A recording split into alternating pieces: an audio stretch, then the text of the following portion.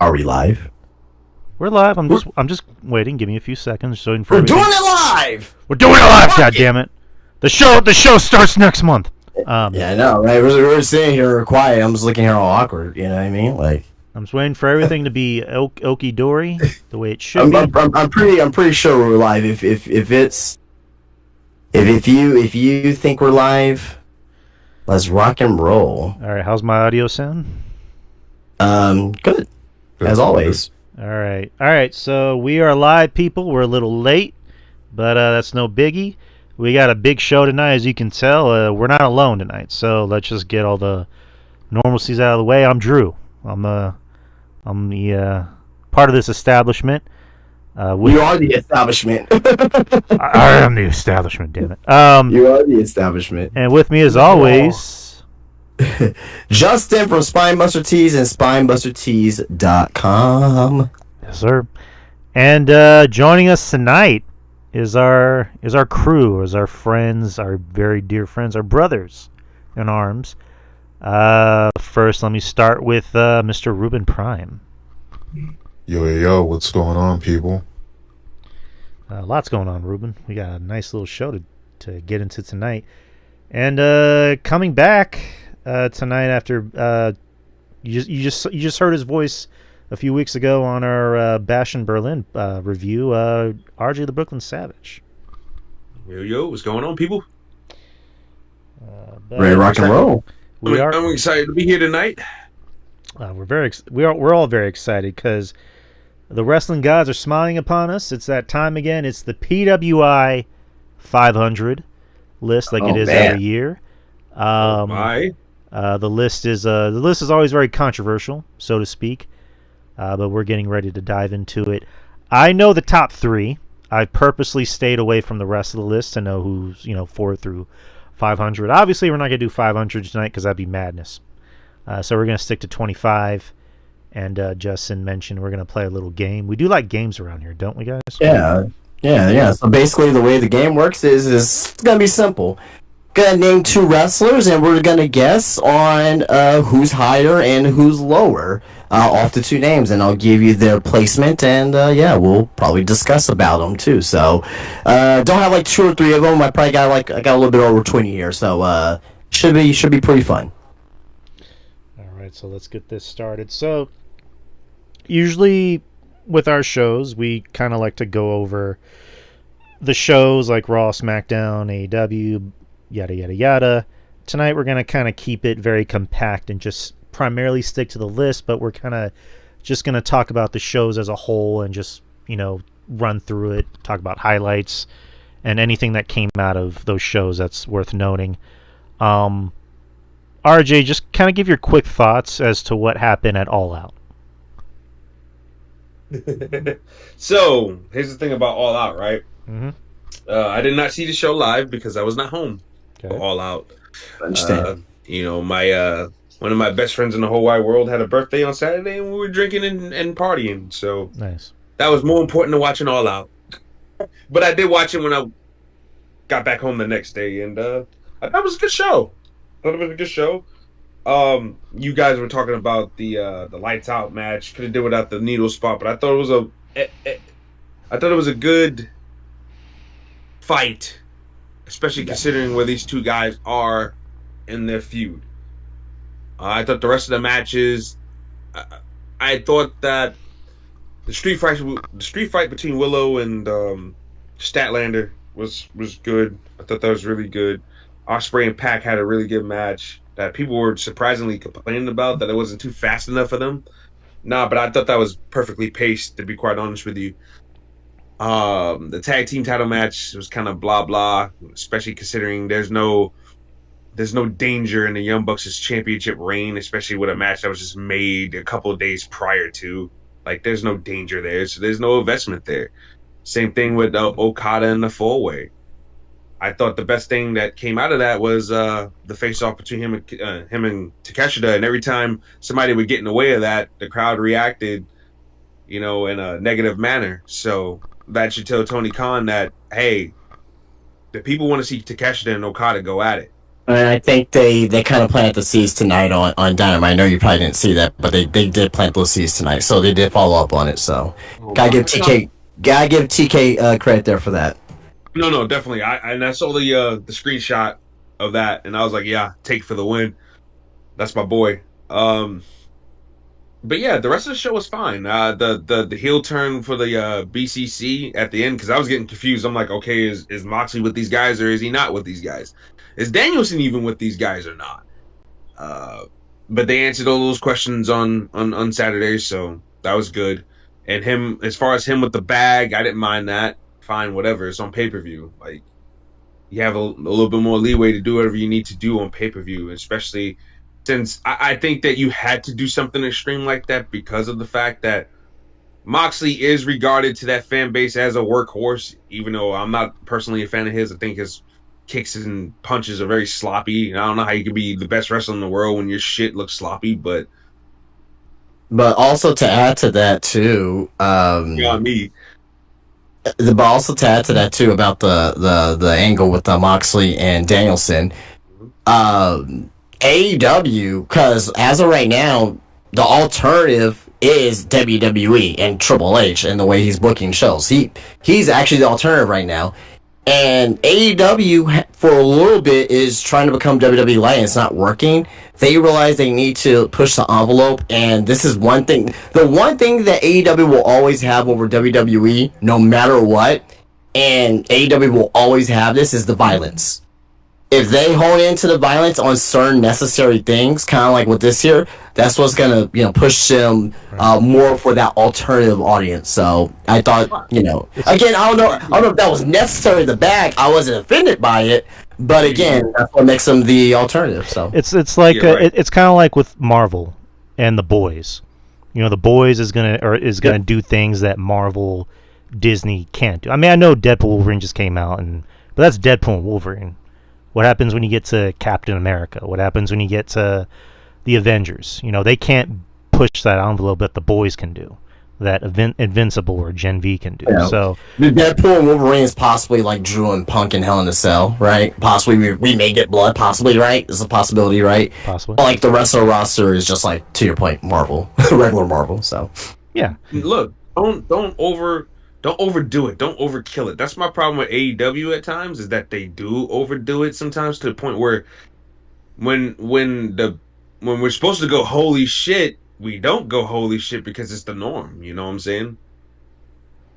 Exactly. Yeah. I don't complain about the blood. I just complain about the lesser matches with no real consequences and no real their effect after the match and after the angles. There's nothing there afterwards. Yeah. So Yeah, there's a definitely consistency problem in AEW.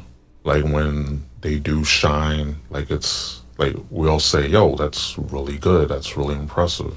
Keep doing that," and then they just stop, fall off, and especially with the violence, like when having blood, having something gnarly, having something just out there, it matters. It's all about the timing and the placement. And then when you go about doing it too much, when you have all these stipulation matches every other week, you have blood every week. You have the joke was Moxley always bleeding, to the point that he goes out there and just do a elbow collar tie up. He's gonna draw blood. So it's like less is more. Like have those moments be more impactful. And like Justin was saying, like yeah, like the blood, like hone into the violence, hone into the blood, but don't overdo it, don't oversaturate it. When you oversaturate things, you turn off people because then they see, oh, it's just that's just their linchpin. Like just bleed everywhere, just do a whole bunch of hardcore matches. So it's like less is more. Timing, placement is important, and we all can agree with that, Right. at least. Yeah. Yeah. Good points from all of you. So let's move on to Monday Night Raw and NXT. Monday Night Raw, the big story to come out of there was after October 7th, going forward until the end of the year, which is the last Raw show on USA. I believe will be on December 30th. Raw will be 2 hours starting then.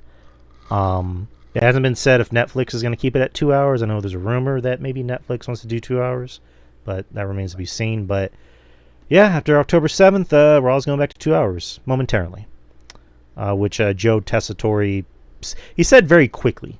Like, he just said it very nonchalantly. It's like, wait, what? But yeah, the news came out. For a lot of people, that's a good thing. I know me and RJ, you and me have had conversations about it. You kind of feel differently. I feel differently. Yeah. So, how do y'all feel about Monday Night Raw going back to 2 hours? Briefly. I'm gonna say if permanent. I'm just gonna speak hypothetically if permanent. So there's two sides to it. I'm on the side of having Raw at 2 hours.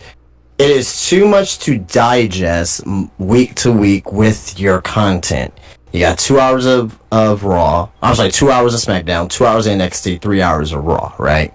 Mm-hmm. Keep your shows at 2 hours because at the end of the day, Raw has a bigger roster than SmackDown. Not everyone needs to be on the show every week as well. This will be able to space out, and this is the most important thing. You'll be able to space out and let storylines breathe. You'll be able to let things to breathe a lot better. You'll be able to book show to show with a little bit more consistency, right? You don't have to worry about putting in filler, okay? You can have, and this will help the talent too as well. You can have, for example, Gunther on the show 1 week and have Gunther off the show for a week, right? This will give talent to rest as well. I think it's a great thing if they go to 2 hours permanently versus 3 hours. Now, 3 hours, I get it, you make more money. But at the end of the day, once they go to Netflix, they have no sponsors to worry about.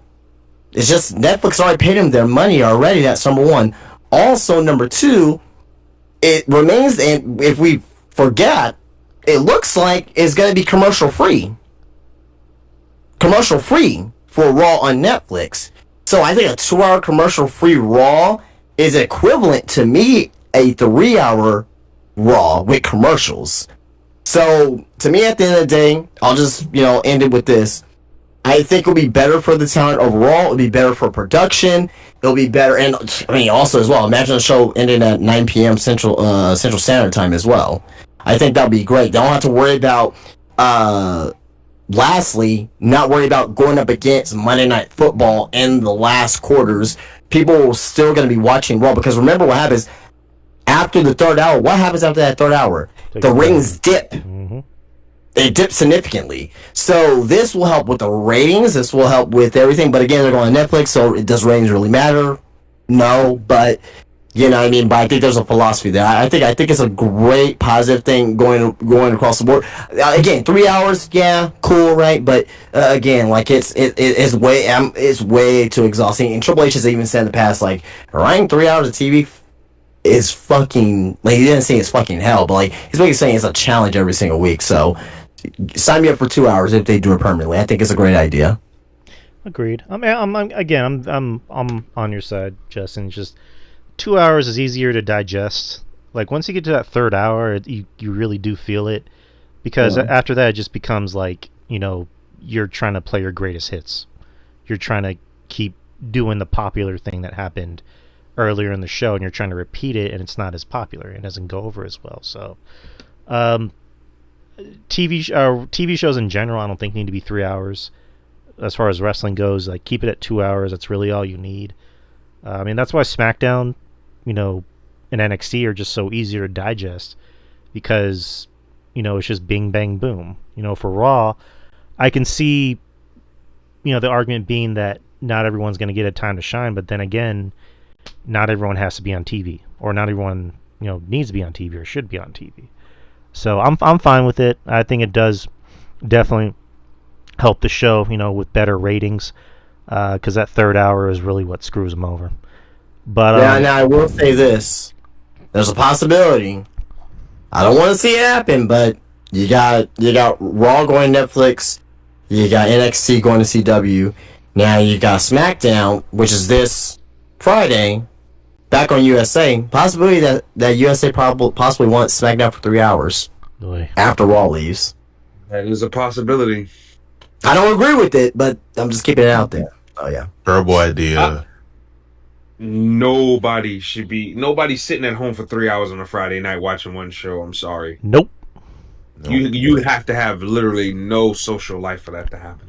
I mean, yeah, I mean, they're not, I was going to make an equation of Fox, but yeah, it's just like the argument being that, you know, that they don't get an overrun. It's like, imagine those 3 hours and they don't get an overrun, or they have to bleep out curse words. You know what I mean? USA is not as bad as Fox, where like Fox, yeah, no, not at all. Or like- it's cable TV. where like Fox will black out a whole segment because somebody's flipping off, you know, Solo or whatever, or because the whole crowd's chanting "fuck you, Solo." At least USA will just mute it, but Fox is just like, Jesus Christ, Fox, what happened to you guys? But yeah, I said what I need to say. Ruben, RJ, what do y'all think? Yeah, I'll go ahead. Yeah, I think it's a good move. The other reason why a lot of people aren't like privy to this, but USA wasn't going to pay for the third hour for Raw to stay on during the transition to go to Netflix next year. So it makes sense. Like, yeah, you know, we can have you on, but we're not going to pay for the third hour. Like, you're leaving us anyway, so what's the point? So that, from that business mindset, I get it. But it is so refreshing, even if it's, the short term, have Raw back to, being 2 hours. I think it's a good move. Like, Raw being 3 hours for over a decade, like to think about that, how like it's to the point that we're just used to, oh, Raw is coming on tonight, it's another 3 hour show, and it's gotten to the point that even though we know it's the norm, we still don't like it. We prefer going back to 2 hours. I'm glad it's going back to 2 hours. I think permanently it should stay at 2 hours. Agreed. Just because the show's Raw needs to be tightened down. Less is more. Gibbs, like what you guys were saying, brought up great points. Just having the talent, have them rest. They don't have to be on the show every week. The champion can get a break. Segments that matter, like having filler, like when you had to book filler to fill a 3 hour show, it's an issue, and ratings dip for the third hour, like it's a big dip. So I think having the show 2 hours is good for the fans, good for WWE, good for content creators, good for the people watching at home, because it's over at 10 o'clock. Like 10 o'clock, all right, I can just relax for a little bit, rest, get ready for bed, go to sleep, get up early the next day, and not have to worry about, going to bed late. So it's like it's a positive all around, and I think that it should be permanent, but we don't know. Like, we don't have all the details with the Netflix deal, but just with this news, I'm glad, but let's hope, fingers crossed, maybe Santa will drop that little nugget for us on Christmas, maybe. Who knows? But I think it's overall good move all around across the board. I just hope it's permanent. Agreed. RJ, any thoughts? Well, I'll tell you this. The shows would be better.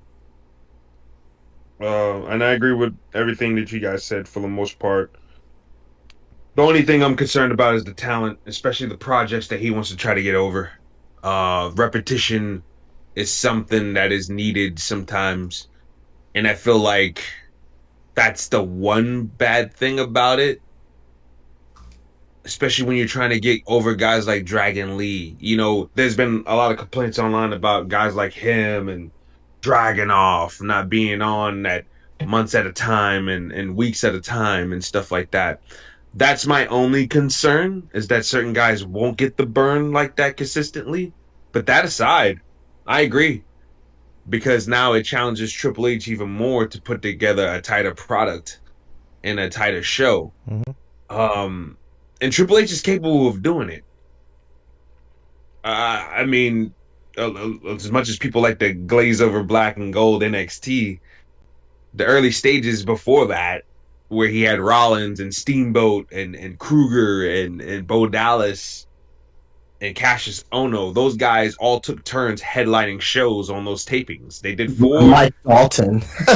Mike Dalton before Tyler Breeze.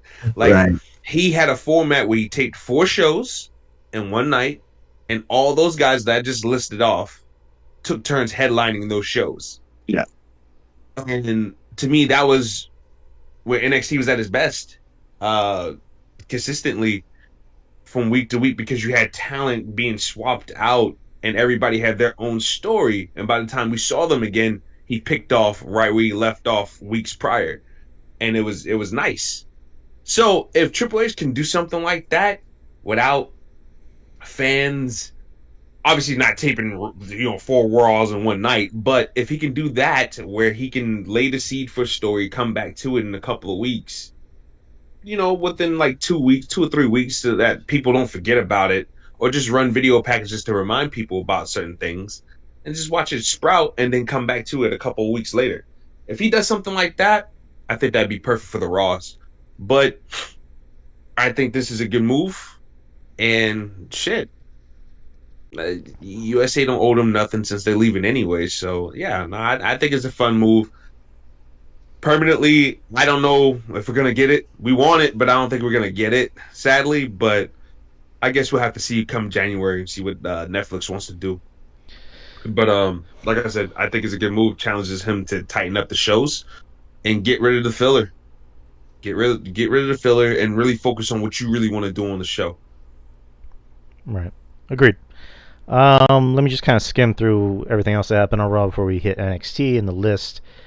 It was announced, or a few matches for Bad Blood were announced. Finn Balor and Damian Priest, which we kind of already suspected. Rhea Ripley and Liv Morgan for the women's title, which we kind of already figured. And also Drew McIntyre and CM Punk for Hell in a Cell, which Adam Pearce announced. It's claimed that CM Punk called him on the phone, says that he wants you in Hell in a Cell.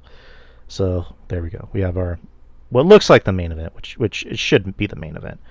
And there was also a nice, touching tribute to former, who was it, Calgary? I forget the name of the team. Andrew, brother. Yeah, well, no, the guys, yeah, but what was the name of the team? The Calgary what? Flames. There you go. Calgary Flames player Johnny Gaudreau and his brother.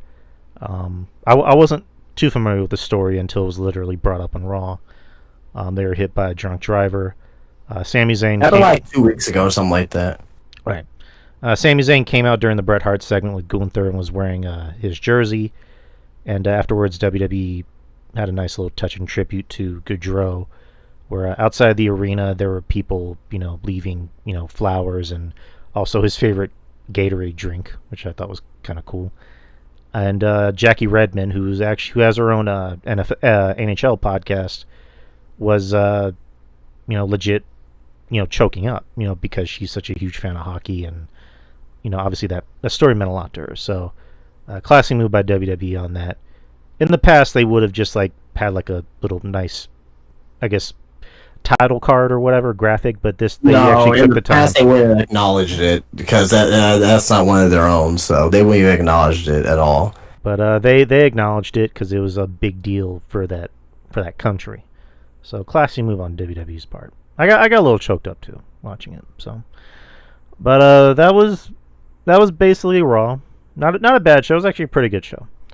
But NXT, the very next night, big points on NXT. The debut in WWE of Julia. Julia wrestled Chelsea Green, after last week when she kicked Chelsea Green in the face, which me and Justin, I think either me and Justin or RJ talked about it, where people were bitching that Julia was kind of pulling back her kicks, and it's just like, well, what do you want her to do? But that's wanted to break somebody's eye. Y'all want her to break somebody's eye hole. Her first match. Come on. But that's neither here nor there. But I like the match. I thought the same people complaining probably never even seen a Julia match. No, I haven't even seen a Julia match, and I wasn't complaining. I'm just saying, like, I'm gonna call spade a spade, you know. So no, I never seen a Julia match before. I get you, but again, good debut. Julia obviously looked great out there. I've never seen a Julia match, so I'm only judging what I'm seeing here, and what I've seen from her or heard from everyone else. She looked great out there. Didn't look sloppy at all. She had this very cool, as the kids say, aura about her. Like, she just seems cool. Yeah. As I mentioned before, months in advance, like, I compared Julia to Nakamura as far as her charisma. So, like, she just has that personality. Because Kevin Castle did the show with Mish earlier. Shout out to Kev, where he said that she kind of had this like aura about her, where like she just doesn't care who's in front of her. And again, I'm a guy. I got to be a heterosexual male for a second. She's fucking hot.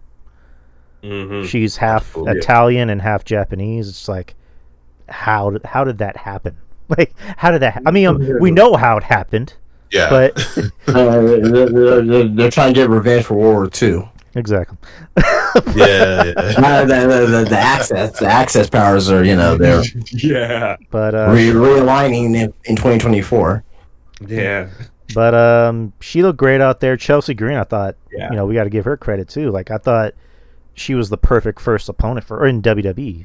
Chelsea Green. And hey, can I just say this real quick, Drew? Not to cut you off. Go for it. But it pertains to Chelsea Green. Chelsea Green is an unsung hero in that women's division, in my opinion. She has charisma, has a gimmick. People can pick Chelsea out of a lineup. I think Chelsea does her job very effectively. And she is very selfless, by the way. She will take the bumps to make somebody else look like a mad woman. And that's what she did for Julia here. Yeah, agreed. We've had this, I think you and me, RJ, had this conversation last week. She's definitely a player coach in some aspects because she was bumping and selling and working overtime to make Julia look like a star.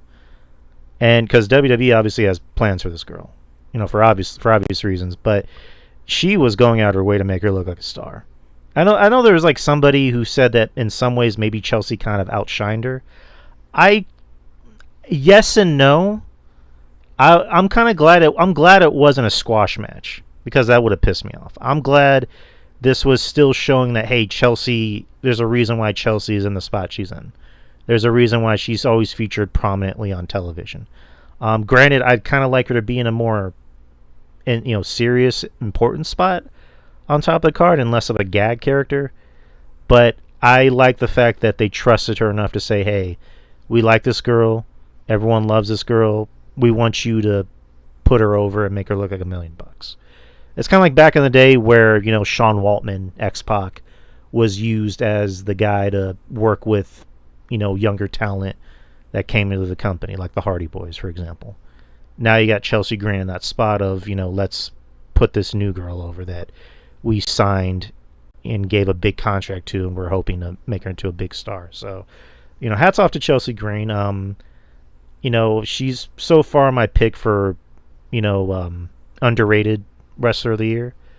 I think she deserves more credit than she actually gets. But, Julia looked great out there. She looked like a star. I can't wait to see what else she does. But what do you guys think about Julia's debut?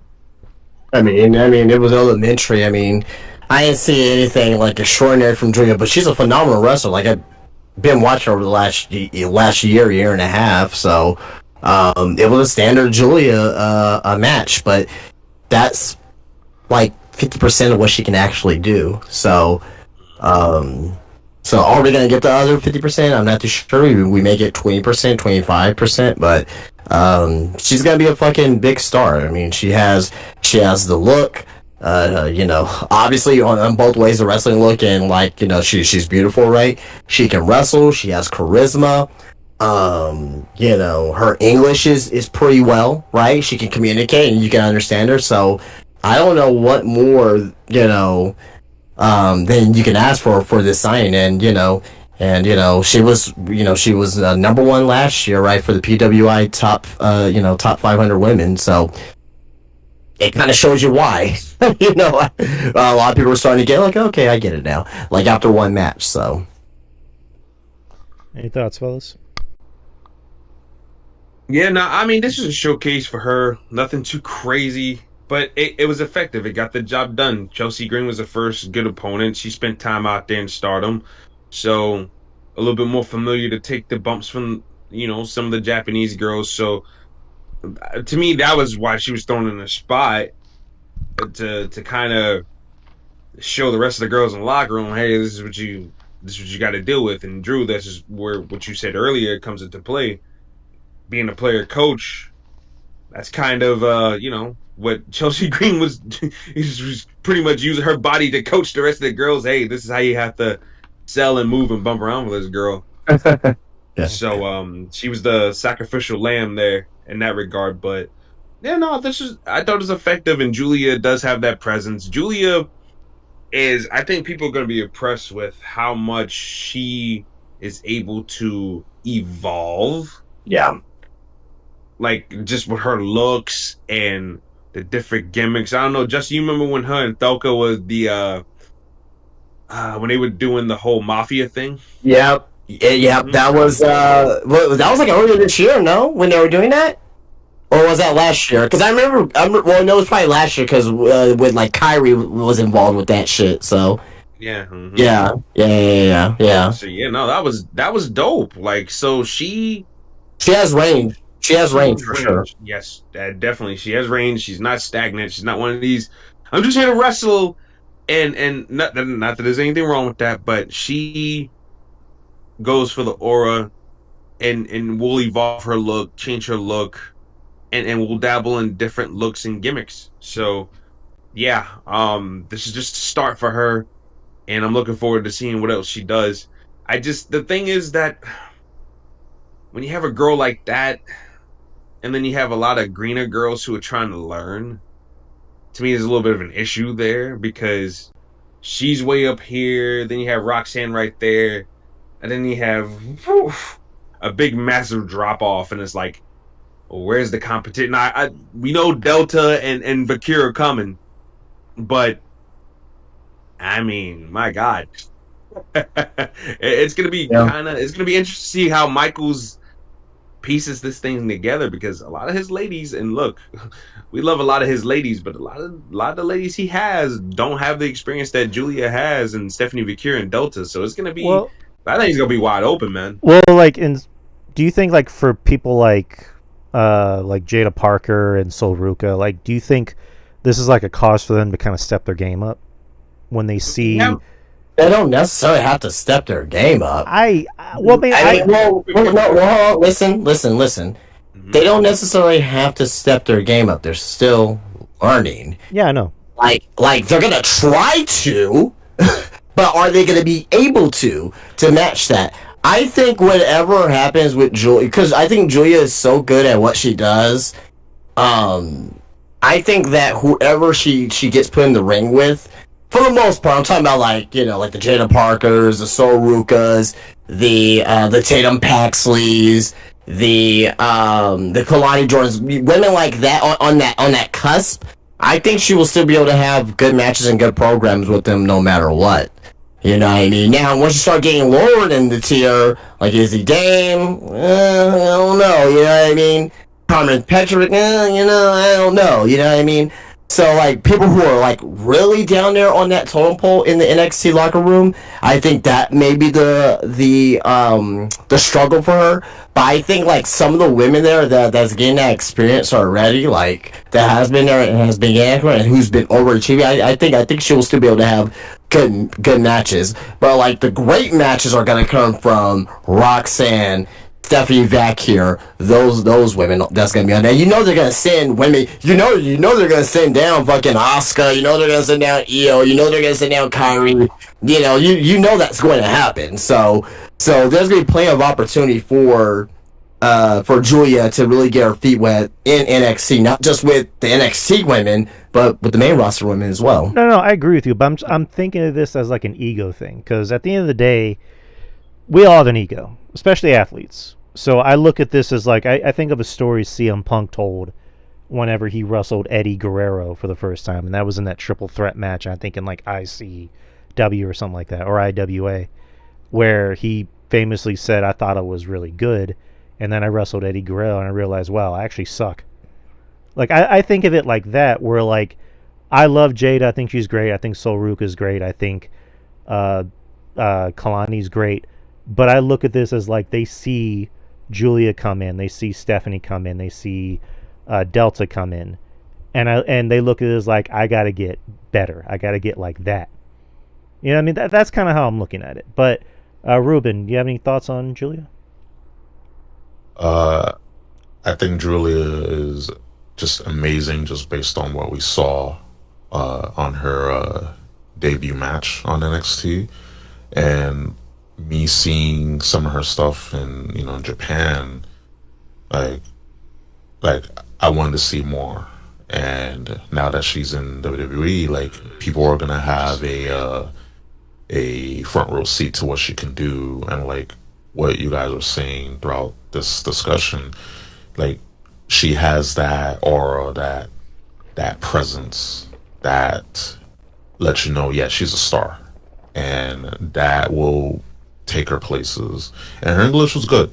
Like when she had that backstage segment with Roxanne Perez, I was like, oh shit, English was good. So what the dirt sheets were talking about, her English being on point. Like, yeah, like she can, for the most part, she can talk. She has that in-ring presence.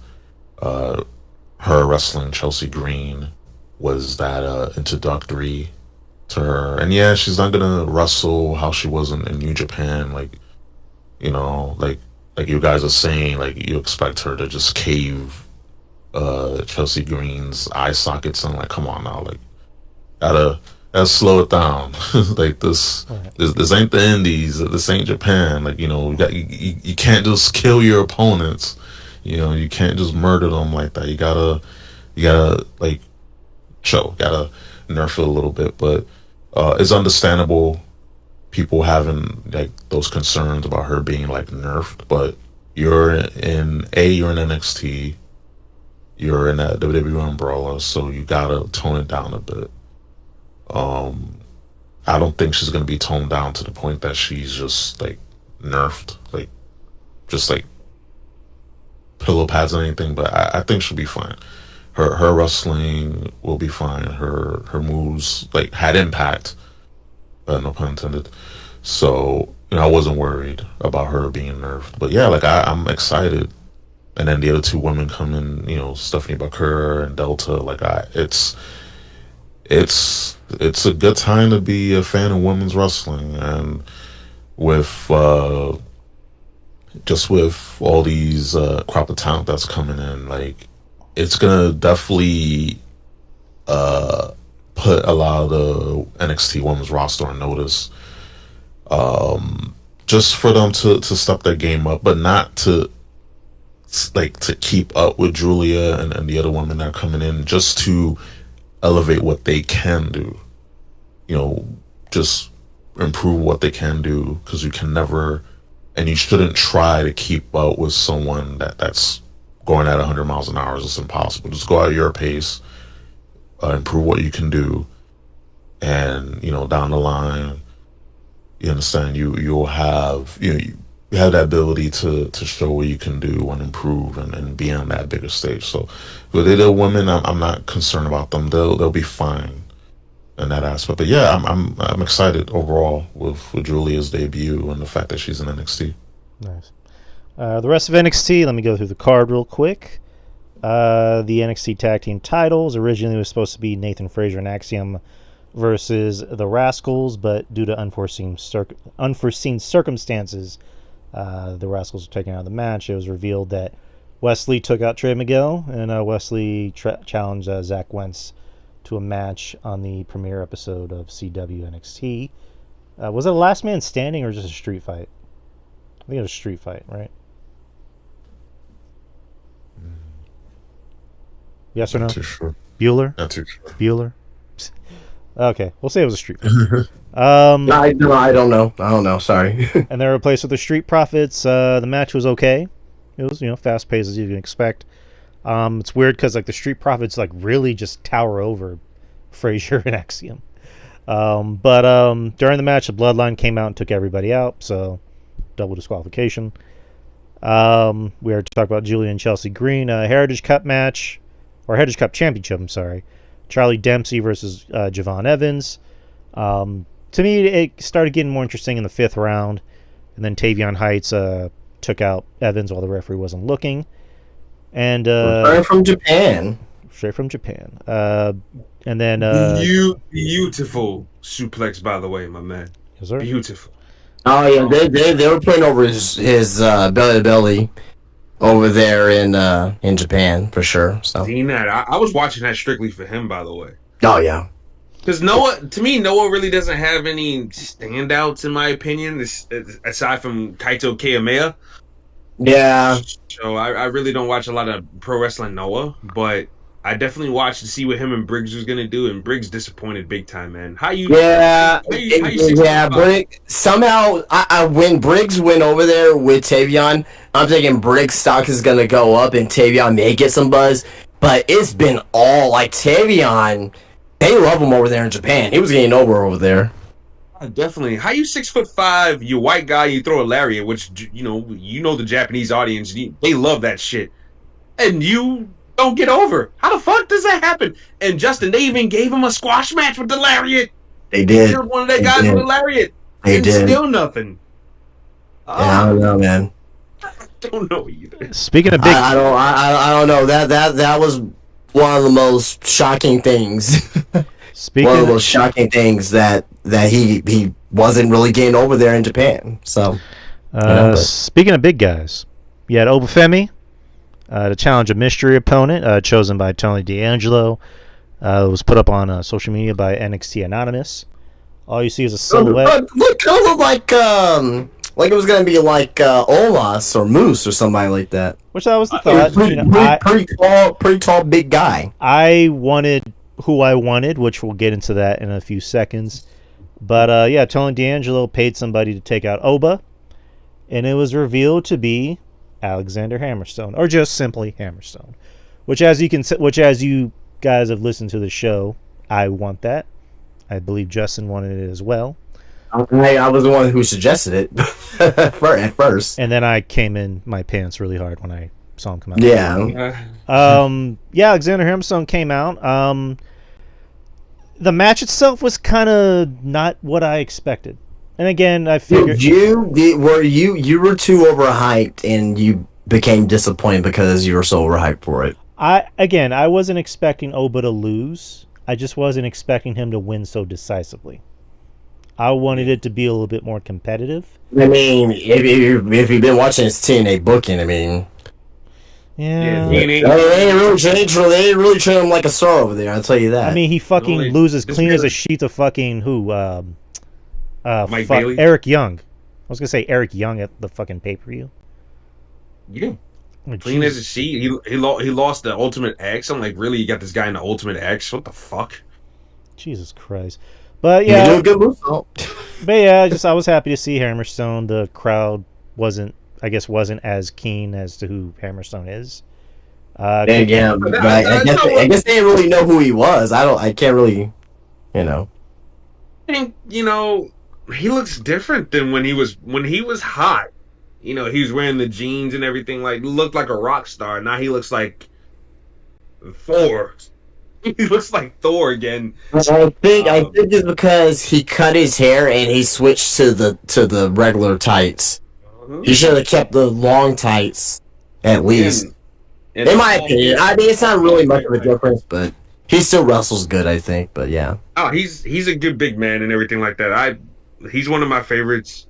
Watched a lot of his work dating back from his Future Stars wrestling days.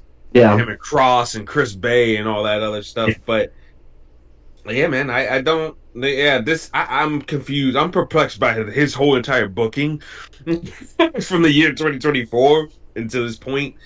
And Obafemi, he was giving him a little bit of a fit, but Obafemi just killed him, bro. I was like, wow.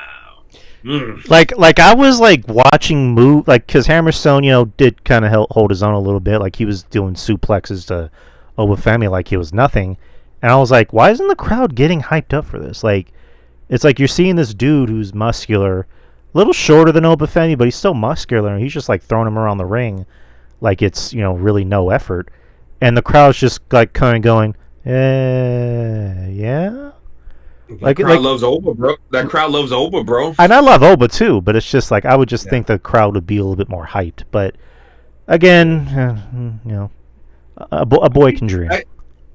I just think that his popularity's been shot because of the fact that had he would have been a surprise from out of MLW, I think his reaction would have been a whole lot more better. But being to the fact that TNA ain't doing jack shit with this motherfucking guy.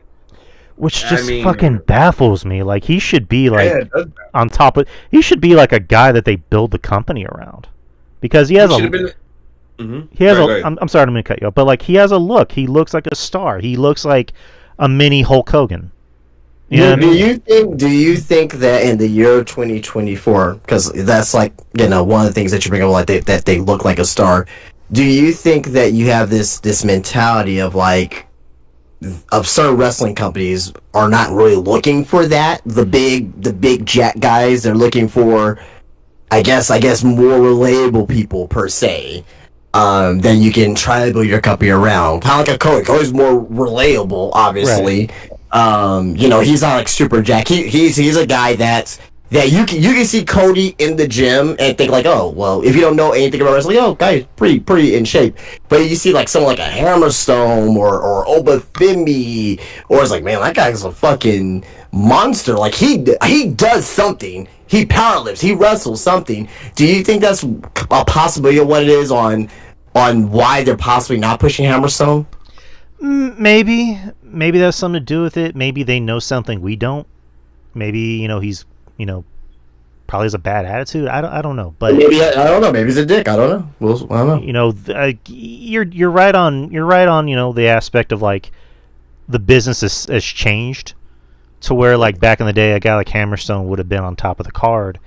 Oh, this is 1995. Like 1995, fucking WCW or fucking especially WWF. Like he would have been right. Look at those goddamn muscles. You know what I mean? You know what I mean? Like, and now you got a guy like Cody. Cody's not exactly a small guy, but he's not a big... He's not. He's realistic. He's realistic built. You know what I mean? He looks like that guy. He looks like a guy that does CrossFit in your neighborhood. Like, he just looks like a regular guy that you can approach. Oba passes the airport test of like that guy looks like he does something.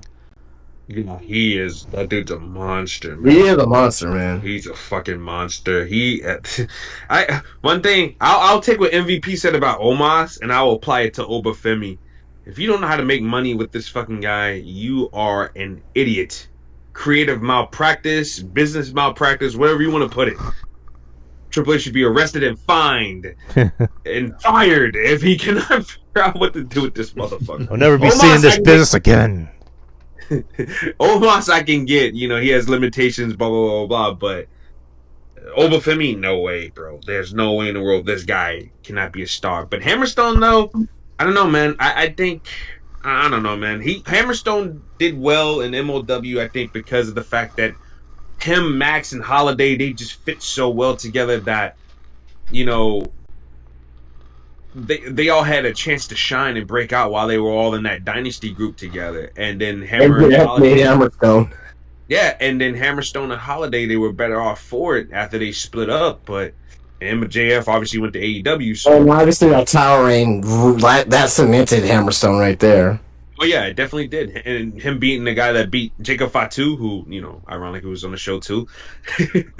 So that was pretty cool. And by the way, how do you not see those two guys on the same show and go, I want to see that match again? Because they had some really good fucking. I'm pretty sure Shawn Michaels is like wants to move heaven and earth to make that happen.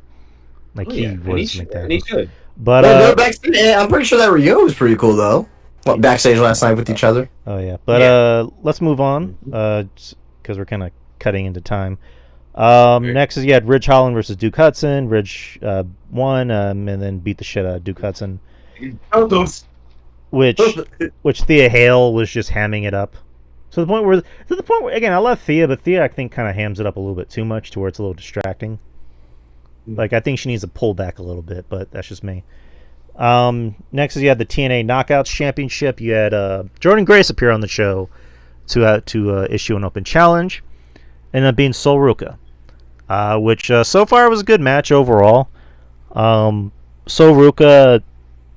Again, just talking about that women's division, that NIL program, for the past 2 years, like she's somebody that has only been in the business for 2 years. As far as I know, she hasn't been in any other like indie companies, as far as I know. And she's out there holding her own against Jordan Grace, who's been in the business for 15 years. So, and I noticed that there weren't any botches. Like she has little to no botches, from what I've seen in a lot of her matches. And then during the match, as Jordan's going for the pin, the lights go out, and then Rosemary comes out, and then Wendy Chu takes out Jordan Grace. So there's that. Which is leading to Victory Road. Friday here in San Antonio, Texas. Which I'm trying to TNA Victory Road. Which I might go to. I'm actually gonna buy tickets. Me and the missus and the sister-in-law are gonna go. So. Oh, nice. Yeah, so you're gonna have Jordan Grace versus Wendy Chu on Friday. So Dolph Ziggler and Nick Nemeth, Nemeth and Moose and Laredo Kid throughout the pitch at the Missions game, and Nick Nemeth had an autograph signing today as well. So they've been here all week.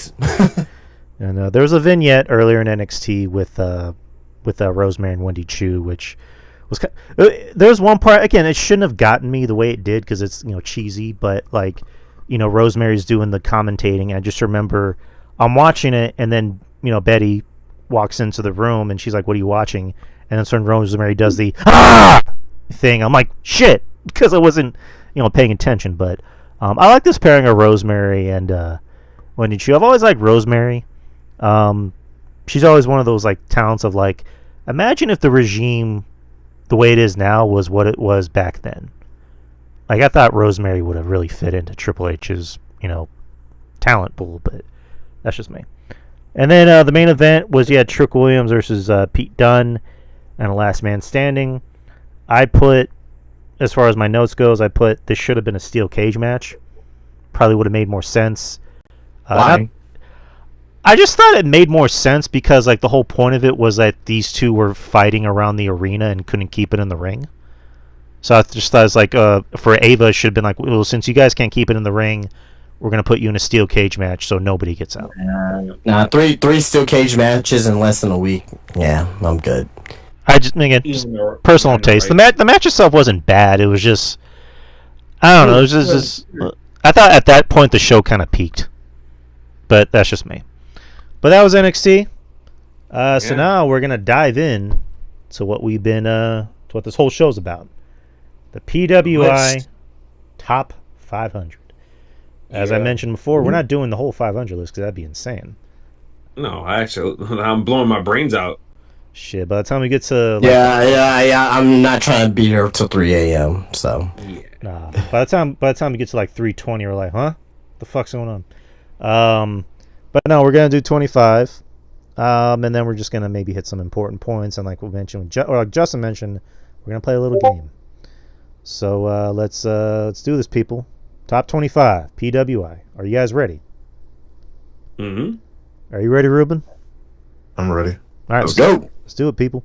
Number 25, Alex Kane. So before we should prefacize. I think we need to prefacize first. this list, because not everyone knows, Drew, Ruben, RJ, that the PWI is based off kayfabe, right? Mhm. Solely on kayfabe, and they raise in these criteria: a win-loss record, championships won, quality of competition, major feuds, prominence within a wrestler's promotion, and overall wrestling ability. And the evaluation period is from August 1st, 2023 through July 31st, 2024. So, we should make that clear first. So, in case we're wondering, like, well, why is this guy higher than this guy? Why is this guy lower than this guy?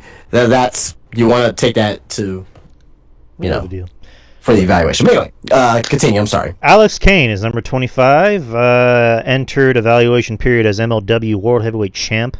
Retained title over Matt Cardona, Jacob Fatu, and Tom Lawler. Won Action Wrestling Championship from Adam Priest in December. Held on to crown across 5 defenses in 140 days. MLW fans clamoring for his world title match. The Suplex Assassin is his name. So, yeah, he was the number one guy during that time frame, and he's not a bad in-ring wrestler as well. So, who did he lose the title to? He lost it to Kojima? He lost to Kojima. Yeah, to Kojima. So, I saw that show. Like, they had it for free on YouTube on a random Saturday, and I was like, oh, let me sit here and watch it. And that's when he lost it. I think Kojima was already champion. I was like, when the hell Kojima became champion? Yeah. It was before the Battle Riot, which Matt Riddle won. So yeah, I think that was a show that I watched. It was like last month or 2 months ago, whatever it was. Yeah. Yeah, with Jimmy Wang Yang showed up. I'm like, what the fuck? Yep. That's the show. Yeah, and Alex Kane fought AJ Francis in the battle of the Boomaye thing, and they had Mark. Oh yeah. Faye Jackson, her big fucking southern ass. Oh man. So go ahead, Drew. Alex, I mean, I've heard the name. I just, again, not familiar with his work, but you want to know who he's ranked over? No, do you want to know? So should we ask like if we agree or disagree? Well, I'm just gonna say who he's ranked over, and then I'll kind of. Well, that's gonna defeat my purpose later. Okay. What are you doing? You're trying to steal my thunder here? What's going on? I'm taking your thunder, brother. No, it's not gonna work for me, brother. No, again, I know what this list is for. You explained it. I can't really get too mad about anything this list puts out anymore. I can only just say what the fuck or question it. In this case, it's neither. It's more just like I don't know who this guy is. We know he's MLW's top guy though, so like I can see why. I've heard the name. Why he's on it. I've heard the name, but it's just, again, I got to go by my taste. I got to go by people that are actually on TV, and that actually. Yeah, he is on TV. I'm just saying, just because you like Impact's on TV. Impact's on TV, but it's like, do we watch it enough, or are we familiar with it enough? So I think Alex Kane. Now, honestly, will I have him top 25? Probably not. Right? No. I can see why. Yeah, I do too. Why he's top 25. So yeah. Mm-hmm. What do you think, Ruben? Yeah. I have no opinion because I don't know who this guy is. There you go. All right, so can I tell you guys who he's ranked over?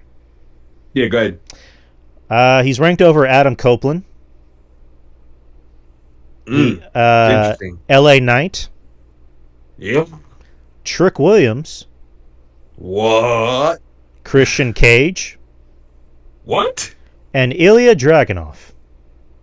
Oh no, that's bogus. That's bogus. Those guys have had runs on television like you wouldn't believe. Like I said, I understand why Kane's over 20 at 25. I don't agree with it. I'd probably put some of those guys ahead of him, but Yeah. No, I'm with you, Justin. He was MLW's top guy, so I definitely understand why he's on it. Not my personal choice, but I definitely get it. Yeah. MLW had to get one guy on there, and it was him. He fit the suit like Johnny Bravo. So. Number 24, Mm-hmm. Orange Cassidy. Oh boy. Once again, I get this too. Look, love him or hate him. Hey, he was Tony Khan's top toy. Remember, the international title reign he had was he was defending that shit every fucking week, every week. True. I like the story about how his body failed him in the end.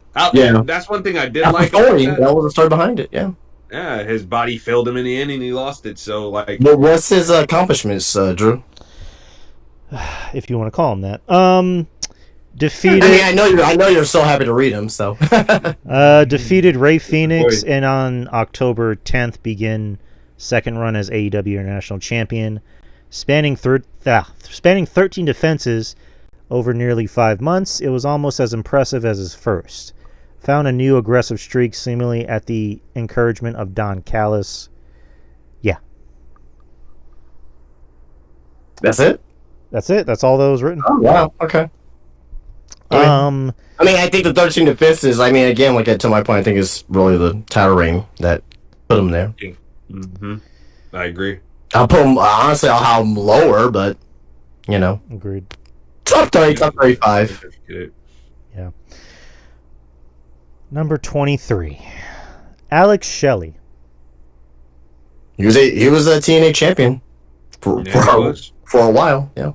Mm-hmm. But number 23? Yeah, and all the other work he's been doing on the side too. He's been helping train a lot of guys, and he's been doing a lot of indies and stuff like that. So I can see why Shelley is on this list. Yeah. What's his accomplishments? All right. Final TNA World Champion of the Impact era, enjoying a 218-day run after loss to Moose at Hard to Kill, re-upped indie efforts, reigning as champion of Prestige Wrestling and Revolver. Among other titles, respected Matt Veteran appears to be WWE bound. Yeah. That TNA title run helped him a ton. That bullshit. I will still have him lower, but again, you know, we're looking. You're like I think a lot of people look at this as like legit. Again, this is kayfabe. Win-loss record, championships won, title reign wins, quadia competition, things like that. So. All right. Any thoughts, Ruben? No, like again, with the list criteria, like I get why he's so high up on the list. I mean, we may not agree with it, but I mean, it does make sense. He was the last Impact World Champion, like during that time, and all the stuff he's been doing, you know, in the wrestling ring and outside the wrestling ring. So yeah, I get it. I get it. Doesn't mean I agree with it, but again, not my list. My list, your list, everyone else's list will be different. So within the criteria of this list, I understand. Okay. Number 22, Nick Nemeth, a.k.a. Dolph Ziggler. Triple A champion. Comeback. Yeah, Triple A, fucking over there in New Japan as well. Mm-hmm. Like winning titles in New Japan, current TNA champion. Yeah, TNA. He won championships in 3 major companies. That's you know what I mean. So yeah, can't scoff at Just that. Fair. Comeback of the year candidate after parting ways with WWE, picked up 2 world titles, TNA Championship and vacant AAA Mega Title during evaluation period, along with a brief stint in IWGP Global Champ. Beat Alexander Hammerstone to become the World Series Wrestling title holder in Australia. So this guy's winning a lot of titles. Again, I like Dolph. I've always liked Dolph. I'm glad he's kind of getting a second breath to kind of show that he's again. It's weird because Dolph was stuck in kind of a weird spot when he was in WWE, because at one point they were putting him at the top of the card, and then injuries came about, maybe politics came about, which can't really rule that out. Now he's overseas. Now he kind of gets to show that he is more than just a guy that puts over enhancement talent. Like, he is a guy that you can build a show around. So happy for his success. No, I'll give him this. Let Dolph be in the top 25. I'm fine with it.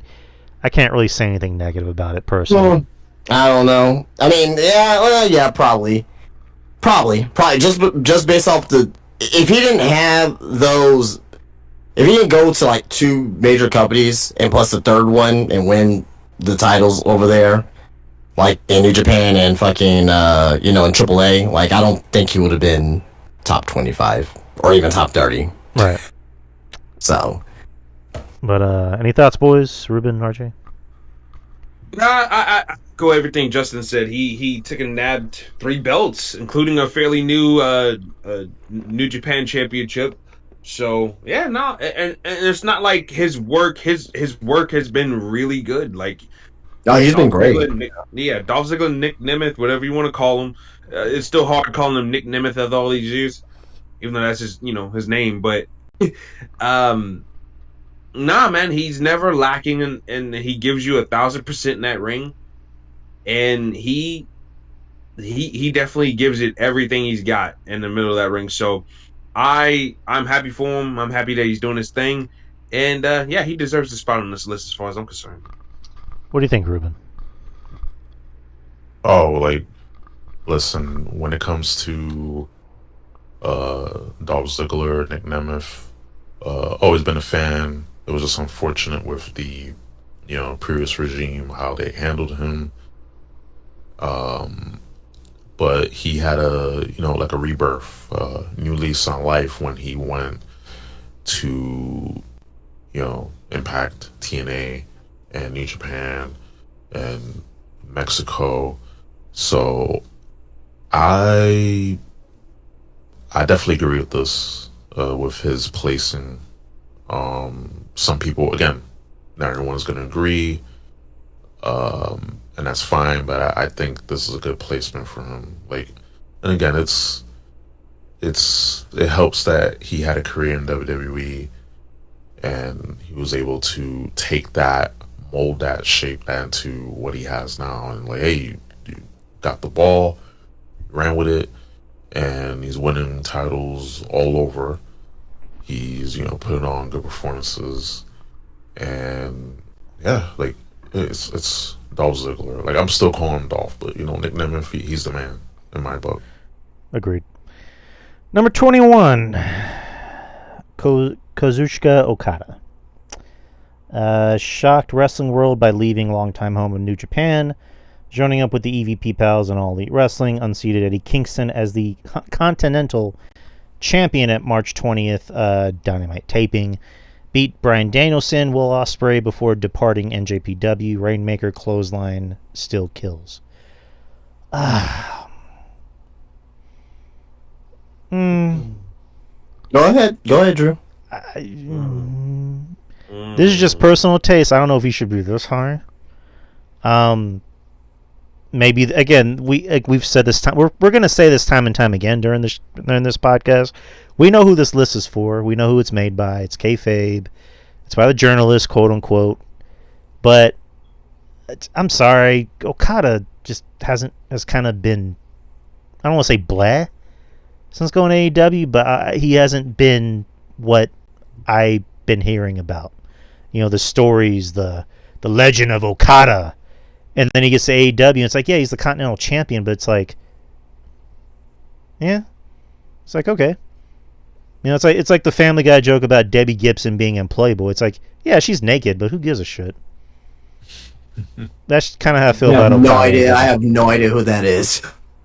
That's a singer from the 80s. But anyways. I don't know who Debbie Gibson is, but I think this is because Okada hasn't really won any title. I mean, he won the Continental, but I'm talking about like over there in New Japan.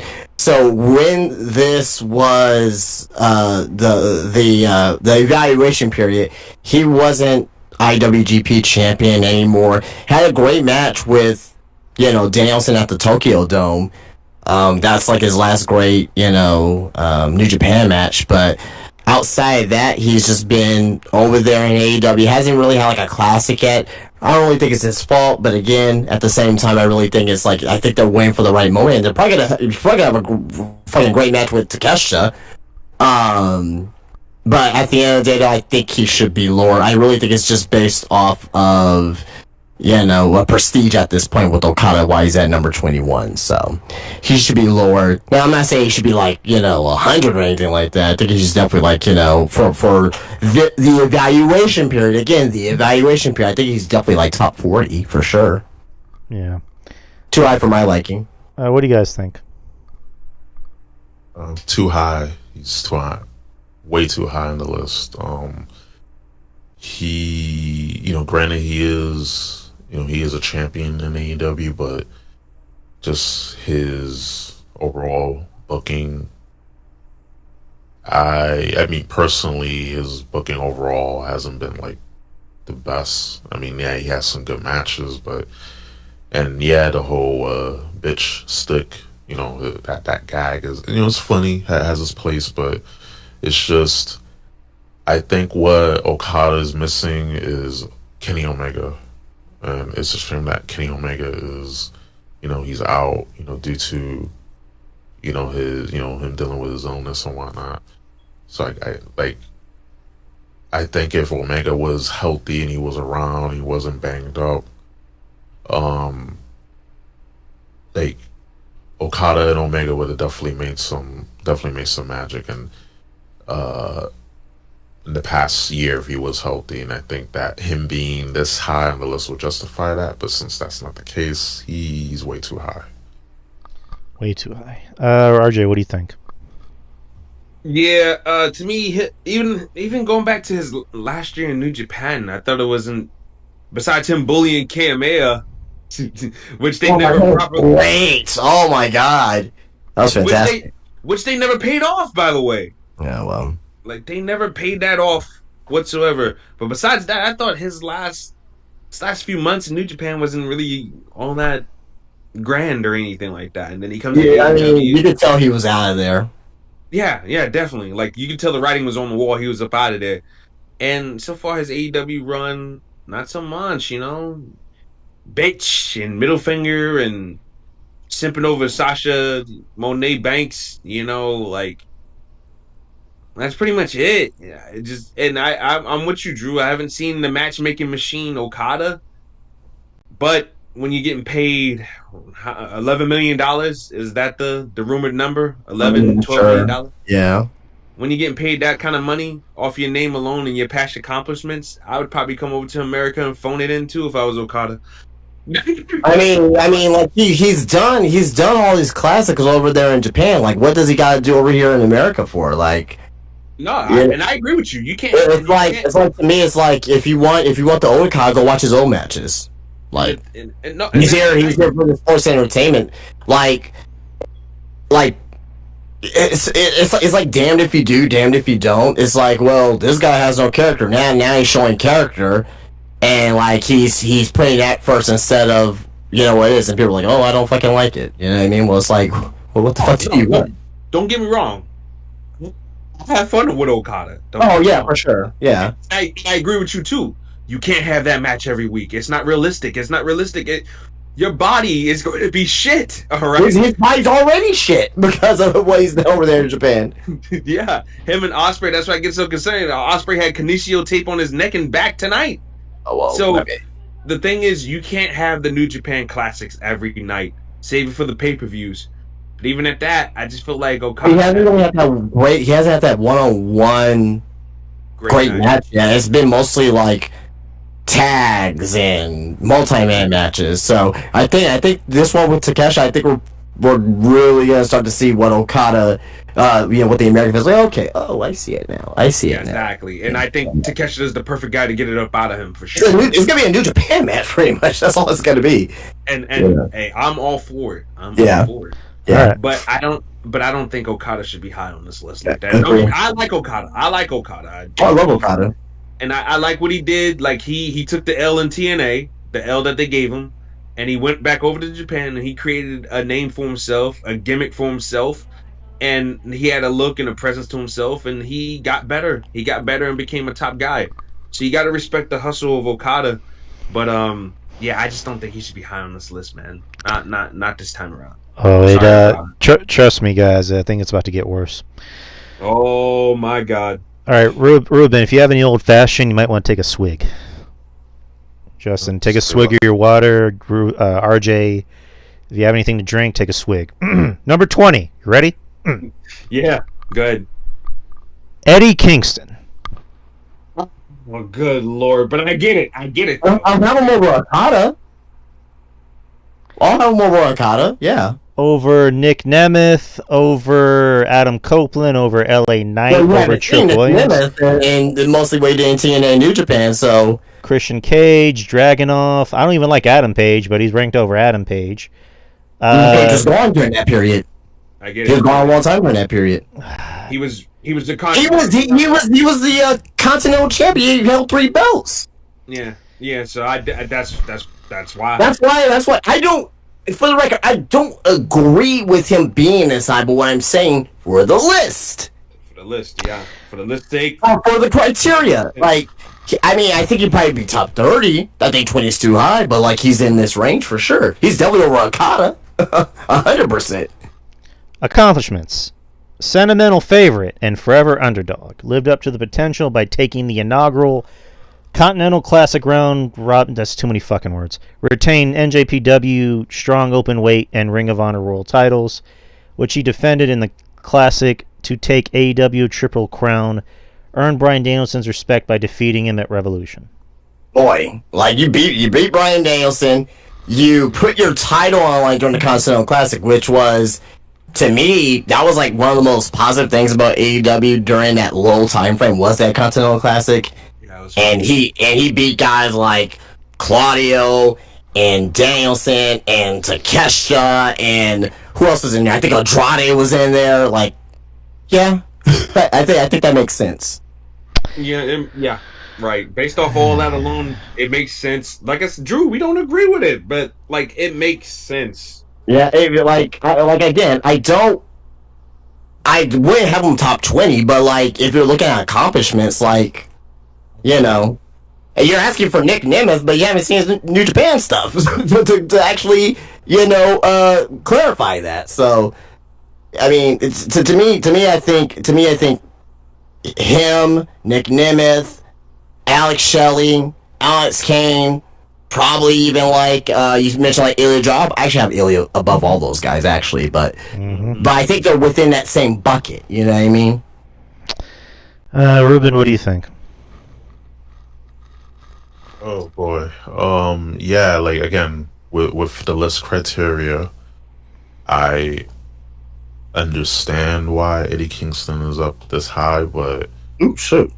I mean, still just way too high in this list. Like, yeah. And to be honest, I'll say that the Continental title has, I mean, way more prestige than the other 2 belts. Like, it's just with issue with AEW making new belts, then integrating the ROH belts onto AEW programming. Like, that's always been my critique, is that they just have way too many belts. So yeah, it's impressive, his win over Danielson, him putting up those 2 belts during the Continental Classic. I get that, but I just don't agree. Like, just all things aside, it's just he's way too high on the list. Number 19, Mustafa Ali. He was undefeated. He went to the Indies and he was undefeated, and he barely just lost. He did not lose a single match since he went to TNA. Right. During this evaluation period. Highly creative post-WWE campaign swept Indies by storm, earning Ali a PWI cover June 2024 and his highest 500 ranking to date.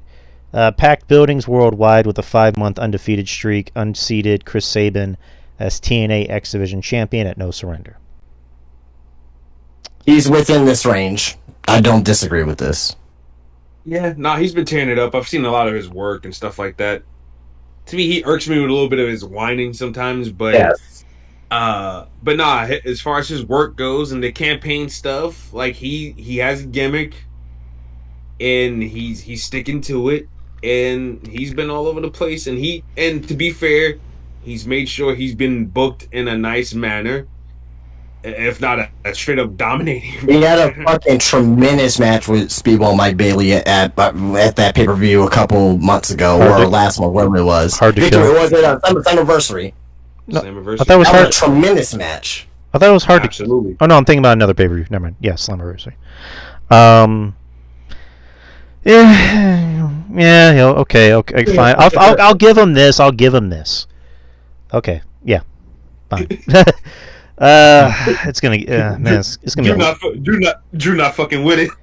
I'm not gonna argue anymore. I'm just gonna groan and move on. Ruben, what do you think? Man. I with Mustafa Ali being this handleless, I mean, I don't have no complaints because at least he was undefeated. He won the X Division title. He was turned up in the Indies, and mind you, left WWE, went to the Indies, went to TNA, made a name for himself. So I can see him being within the list criteria. I can see him, him being on so high on the list is justified. I mean, little notch lower, but that's a personal pet peeve. But I mean, Mustafa Ali over Eddie Kingston, to be honest, is just. I mean, it just makes sense. Mustafa over Eddie, in my opinion. Number 18, Hijo del Vikingo. This is my first hard no. Not because I'm gonna tell you why. The only reason why, because I like the King. I think he's uber talented, but he's been injured. he's been injured since the beginning of the year. So, no. This 18 no. This seems like a favor because the PWIs has such a boner for this guy. Like, he has been in the top 5 for the past 3 years, and it's like I remember MJF being like, "Who the fuck is this guy? Like, why is he in the top 5?" But yeah, just looking at. Well, I mean, Julia was number 2 last year, and people were starting to see, just off one match, seeing how great she is, but people didn't know who she was. Yeah, I was even like, "Who the fuck is this girl?" And I had to be like, "Justin, explain, elaborate." But There's a reason for everything. Like, people are just not that high just to be this high. But in this case, this year, no, because he was injured. He was injured since March, February, spring. 833-day reign as AAA Mega Champion ended. I mean, that does help. Sadly, by injury, out of action since the spring, but continued unreal crash and burn performances for half of the evaluation period. Defended Mega Championship in U.S., Mega in Australia via Ring of Honor, AAA, and Game Changer Wrestling. I don't agree with it. I think he should be lower. Now, should he be 200? Absolutely not. He'll definitely higher than that. But he's top 50 for sure. I think if they evaluate, how can you really put him that high if he hasn't been around for half the year? Yeah. That's point blank. To me, he's not even the best luchador in the world. I'm sorry. He's not even the best fucking. He's not. He's just not. I'll put Bandito miles ahead of him. And now Bandito's been out with injury too, but Vikingo to me is not better than fucking Bandito. I really like Bandito too. Yeah. Bandy does it all, man. He's just not the flippity. He can do the flips, and he does his flips very, very well. But Bandito's he's got a deep ass bag, bro. Yeah. Oh my god, I love that guy. That guy, he's so good that he won Morgan over him. Morgan is more of a Darby Allin, Jeff Hardy, I will kill myself for this business type girl. Yeah. But even she loved Bandito. Yeah. So, yeah, just crazy shit. But yeah, I don't agree with that. He's been injured. That's an automatic disqualification in my mind. Sorry. Ruben, what do you think? Way too high. I mean, you should be in the 100s, to be honest. Right. Number 17, Jey Uso. Oh, good lord! But I mean, I'm not a huge fan of his single run, but again, he's over. I'm gonna be honest, because that's the way I am. I'm straightforward both ways. he deserves to be in this general area. I mean, again, I'm going by my, I guess, how I rank people. He's over. He has a catchphrase. Whether you think it's cringe or not, people still chant yeet. The guy gets a huge reaction anytime he comes out. However you view his wrestling is how you view his wrestling. Is he the best wrestler? No. But the guy sells merch. The guy moves merch. Yeah. People chant his catchphrase. He's been he's been involved in the most important storyline in WWE in the last 25 years. So. Yeah, and they push the shit out of him. And he's an emotional core of that story too. Yeah, like people love him. They buy his merch. So I'm not gonna wear Yeet glasses, but people are gonna buy Yeet sunglasses. So I get asked all the time how many Jey Uso figures and T-shirts. I'd be like, I have nothing to Jey Uso. That's how popular he is. You know what I mean? Like, so Yeet. But yeah, Ruben, do you have any thoughts on this? Yeah, Jey Uso being at this general area of the list, mind you, within the list criteria. He's over, merch seller. He's been in the top storylines one of the top storylines in WWE history, and he's just over. So I get it. People may not agree. He's not the best wrestler. I mean, I don't really look at Jey Uso for being, just a general in the ring, but just his character, his personality, his catchphrase, is everything else, and just the fact that he's that glue that held that bloodline storyline, together. Sami Zayn and just everyone that he orbits is important. So I think him being on this list where he's at makes sense. Number 16, Sonata. Yeah, he was IWGP champion a long time during that period.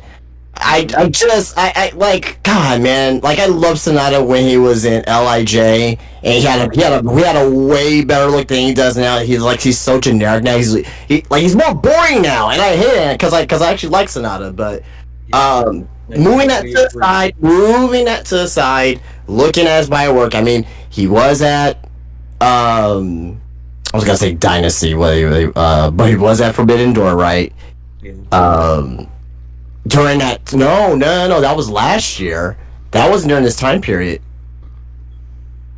But he was champion during that time frame. He was putting on good matches in New Japan. I think he's too high. Probably 25-ish, 30-ish. But I think he's too high.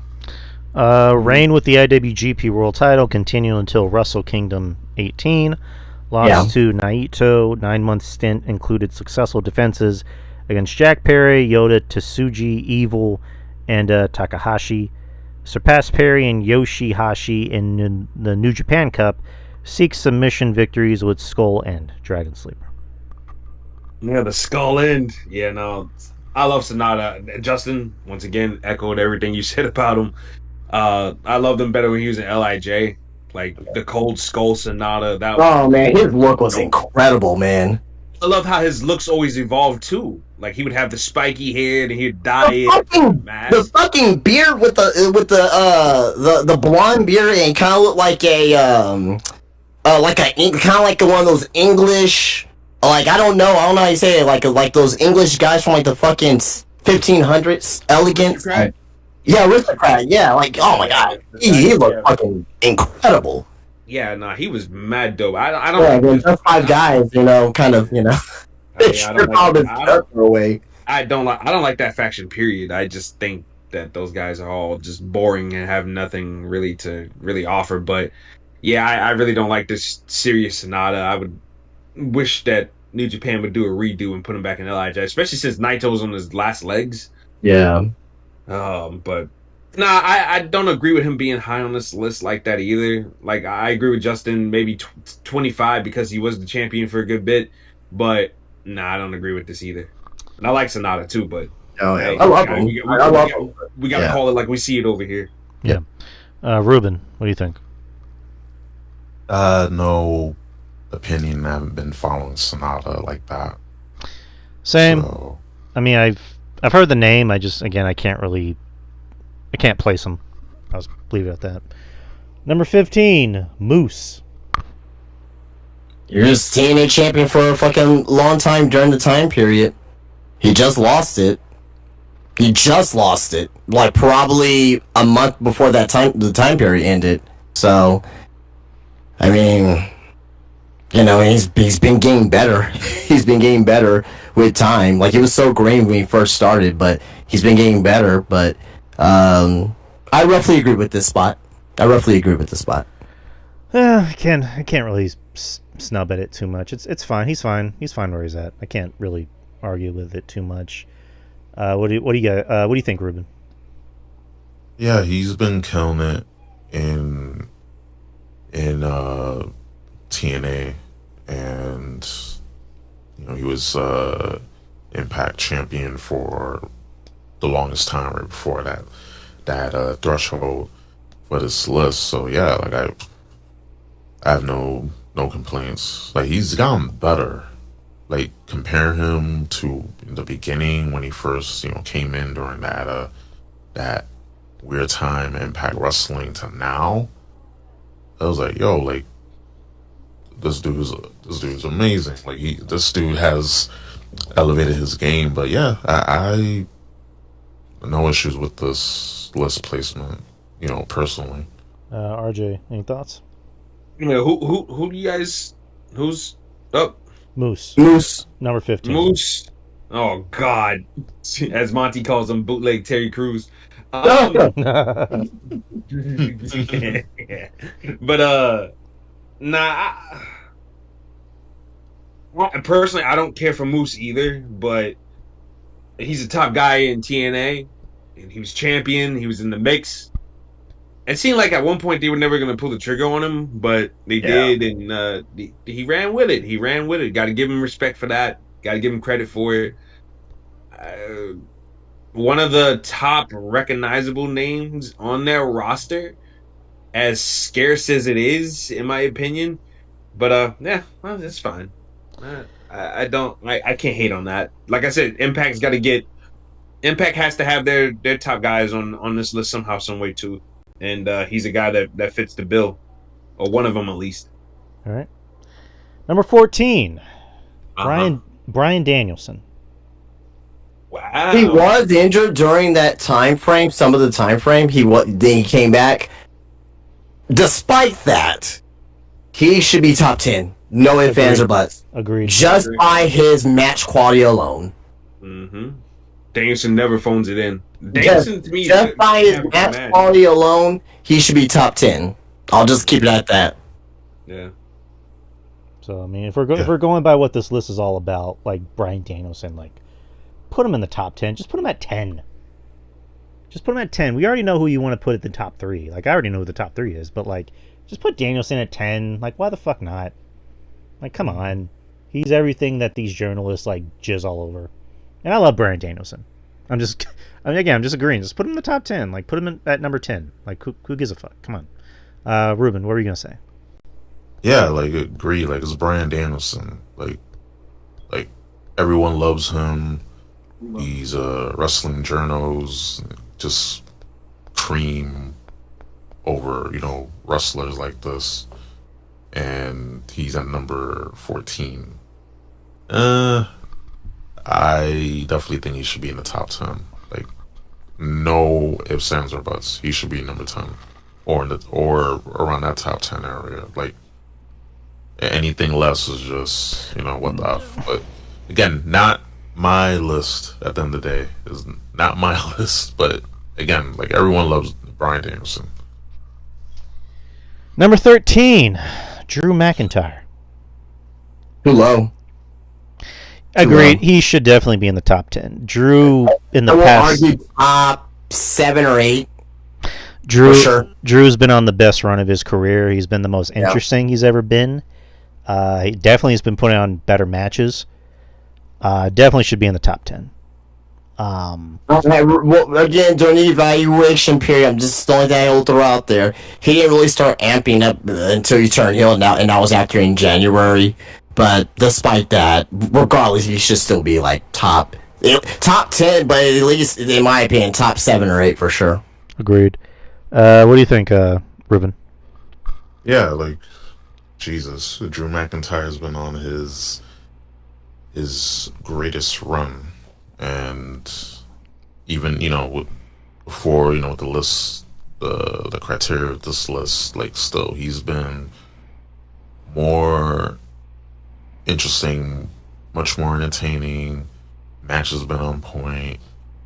Just his overall presence, like when he's on your TV, you're like, all right, like what he's gonna say, what he's gonna do, who he's gonna kill. So Right. he should definitely be in the top 10. Like again, it's like it's McIntyre, but again, not my list. Nope. RJ, what do you think? McIntyre should definitely be on top 10, but do you think that the reason why he's not on the top 10 list is because the fact that he didn't win the championship? Yeah, that's what I was thinking too. Yeah, because he didn't win any like major world titles. That's probably the reason why he's down there. Because we got If that's criteria, then yeah, like the accomplishments help with the that's a part of the criteria. Of how he put this thing together, and I think maybe the fact that he didn't win the championship those times might have held him back a little bit. But as far as everything else, though, the quality of work, I mean, Drew McIntyre's in-ring work has never been an issue. One of the best in the world. His matches look believable, hard hitting. I fucks with McIntyre heavy, and the fact that he has a daring attitude to him now and carries himself very well. McIntyre should be top 10 based off all that alone, but I get why he's not. And once again, to quote Ruben, not my list. Yeah, but that's an excellent point of him not winning a title. That exactly makes sense why he's where he's at. I mean, he was champion for like 5.5 minutes, but yeah, I get it. I mean, they're not gonna count that. I know. I'm just. I know you're trying to make sense of it, but just let it go. I can't let it go. God damn it! I need to point out some logic. It's still real to me. God damn it. No. Number 12. Number 12. Sami Zayn. Intercontinental champion during that way, beating Gunther. I well, honestly, for the list itself, it makes sense. Yeah. I personally will have Drew McIntyre higher, but for the way the list is constructed, it makes sense. I love Sami. I haven't seen the top 10, so I need to kind of brace myself for what I'm about to witness. But yeah, like you said, I put Drew a little higher, but Sami beat Gunther. Beat Gunther's 666 day rank. Top 15, in my opinion. No, he'd be my top 15, depending on what I see in this list. But yeah, I love Sami, and he's about to be in a world title match at a pay-per-view. So, what do you think, Ruben? That Sami being my number 12, yeah. Like again, with this list and how it was like organized, he should be higher considering that he dethroned the longest reigning IC champ in WWE history.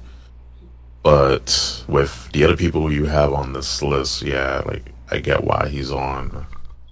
He's at where he's at on this list. So no complaints from me. But again, if I made a list, it'll be a little higher. But it is what it is. And RJ, thoughts? Yeah, man, I just think that he's right where he needs to be, for obvious reasons that you guys previously stated. Beat the longest reigning Intercontinental Champion in company history. Beat him in a really good match, by the way. Had a really good feud with Gable afterwards and stuff like that. So Sami Zayn has done quality work, and his promos are really good, very passionate. I think Sami Zayn has looked really, really good, and I think he's a guy that's benefited a whole lot from Vince being gone. Yeah, because I think everything he's done ever since Triple H has taken over the book, has been really, really fun to watch, and I'm looking forward to seeing what he does with Gunther heading into Bad Blood. But and I think Sammy's right where he needs to be. Maybe I would argue maybe a little bit more higher, but I think this is nice for Sammy though. A nice spot. I can't complain with it. No. Number 11, Samoa Joe. Yeah, he's had a renaissance of his career during that time frame. He defeated MJF. Yeah, I mean during that time frame became AEW champion. I mean, I and also during this time frame, I believe, or it may have been actually it may have just been right after he just because I think All Out, or I'll say All In happened maybe like a couple weeks before this happened, but he had that great match with CM Punk, so The infamous match with CM Punk. yeah, but yeah, I mean, I somewhat agree. Honestly, maybe a little bit lower, a Yes. tad bit lower, but he did end the longest AEW title reign of all time too. So I mean, so there's also that, but probably a little bit lower. 15. I'd put him at 15. I love Samoa Joe. And yeah, he had that career renaissance, being the I was gonna say TNA AEW World Champion, beating MJF. He's been out for he was taken out of action by Jericho in that match. I know he's filming the new season of Twisted Metal. Yeah, again, I don't know if he should be this high though, but yeah, I would say top 15 easily. Just put him at 15. But what do you guys think, Ruben? What do you think? Yeah, he should be lower, but considering that he beat MJF, longest reigning AEW champion, it does make sense for why he's so high on this list. But yeah, he should be just a notch or two lower. But and Samoa Joe, when he was champ, he was like doing like some of the best like TV work as champion. So, and it's a shame that his reign wasn't long enough. But I mean, for the reign that he had, like it was like interesting. Like you wanted to tune in to what was going on in AEW TV. And RJ, what do you think? Yeah, no, I mean, I definitely agree. Samoa Joe career renaissance and everything like that. Joe with the best hits. I mean, Samoa Joe is so simple to book, and he's a bad man, and he's very believable. I think he's a guy who definitely makes me want to see what he does next. Yeah. For promo, like his promos, he be dropping bars, man. And the reason why I like Samoa Joe's, one of the reasons why I like his promos so much is because of the fact that he does drop little shout outs to like rap and stuff like that. And I'm like, I feel you, Joe. I see you and I hear you, dog. And Joe, he does 9 times out of 10 whatever he says he's gonna do. So he's a bad man. You take him at his word. But I thought his AEW World Championship run, although it wasn't the longest in the world, it was fun. It was fun, and I can't wait to see Joe back on TV. Definitely, I think he's deserved. I think he deserves a spot. 100%. Yep. All right, the top 10. We're at the top 10, and we're probably going to be saying not my list with a lot of these picks, but you be the judge. Number 10, Mystico. I mean, he's been champion for fucking 6 years. Yeah. Gotta give him that. Over Sami Zayn, over Drew McIntyre, over Samoa Joe. Did you just hear what I said? He's been champion for for 6 years. 6 years. He has a 2008 title reign with this fucking NWA belt. Okay. Yeah, and he's had somewhat of a career renaissance as well. Yeah, he's actually like, he's like kind of looking like his old self. Yeah, like before he came WWE. Yeah, he's kind of like, you know what I mean. Again, like, does anyone really know about I think it was like the NWA historic, middleweight championship? Not really, but it's a 6-day title reign. According to this list, what's one of the things that they take account of? Title reigns, you know what I mean? Championships, so they take account of that, and the fact that he's actually, like, good again. Again, why have him top 10? No. No. I understand why he's top 10, but I won't have him top 10, top 25, top 30, around there, sure. But fair.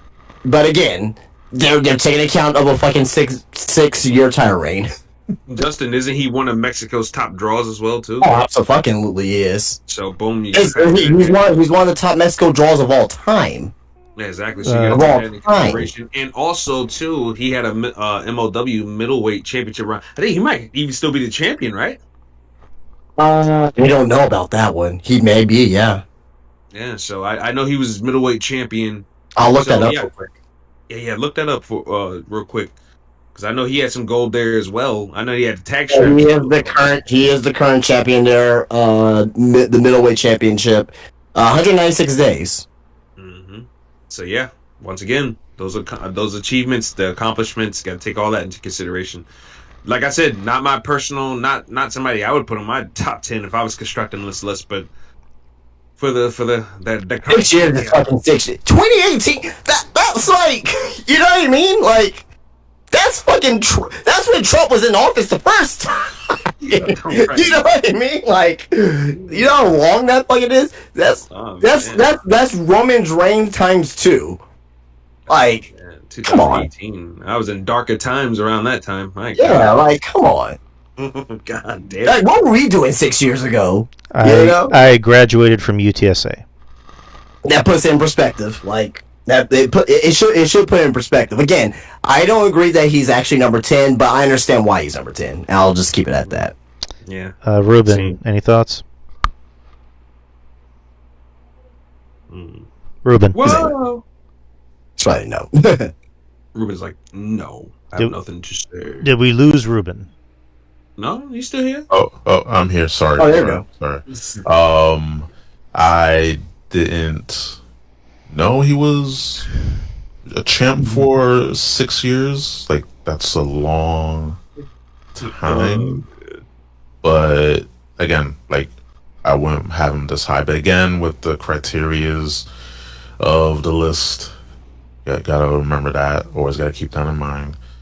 I get it. I understand. Like, that's impressive. You guys were talking about, like, his title reign, his current title reign. But yeah, not on my list. Not on my, personally, but I get it. Ooh, number 9 is kind of pissing me off. Gunther. I gotta see the rest of the list, but as of right now, he should definitely be top 5. Oh yeah, at least. I agree. At least he should definitely be top 5, 100%. Not gonna. Yeah. Come on. I can't spoil it. I'm not gonna spoil anything, but I see who number 8 is. I'm about to fucking chuck my phone across the room. But continue. I was going to say, Moxley will probably be the one that'll have you do that. Longest reigning Intercontinental Champion, King of the Ring, World Heavyweight Champion. Like, how does that not constitute putting somebody in the top 5? Yeah. Like, I gotta see the rest of the list, but he should definitely be top 5 for sure. All I'm saying is I'm gonna go on a rant, and I'm gonna need you guys to just let me rant and rage in peace. All right. Ruben, what do you think? He should definitely be top 5. His entire WWE career, Gunther has been in his entire WWE career.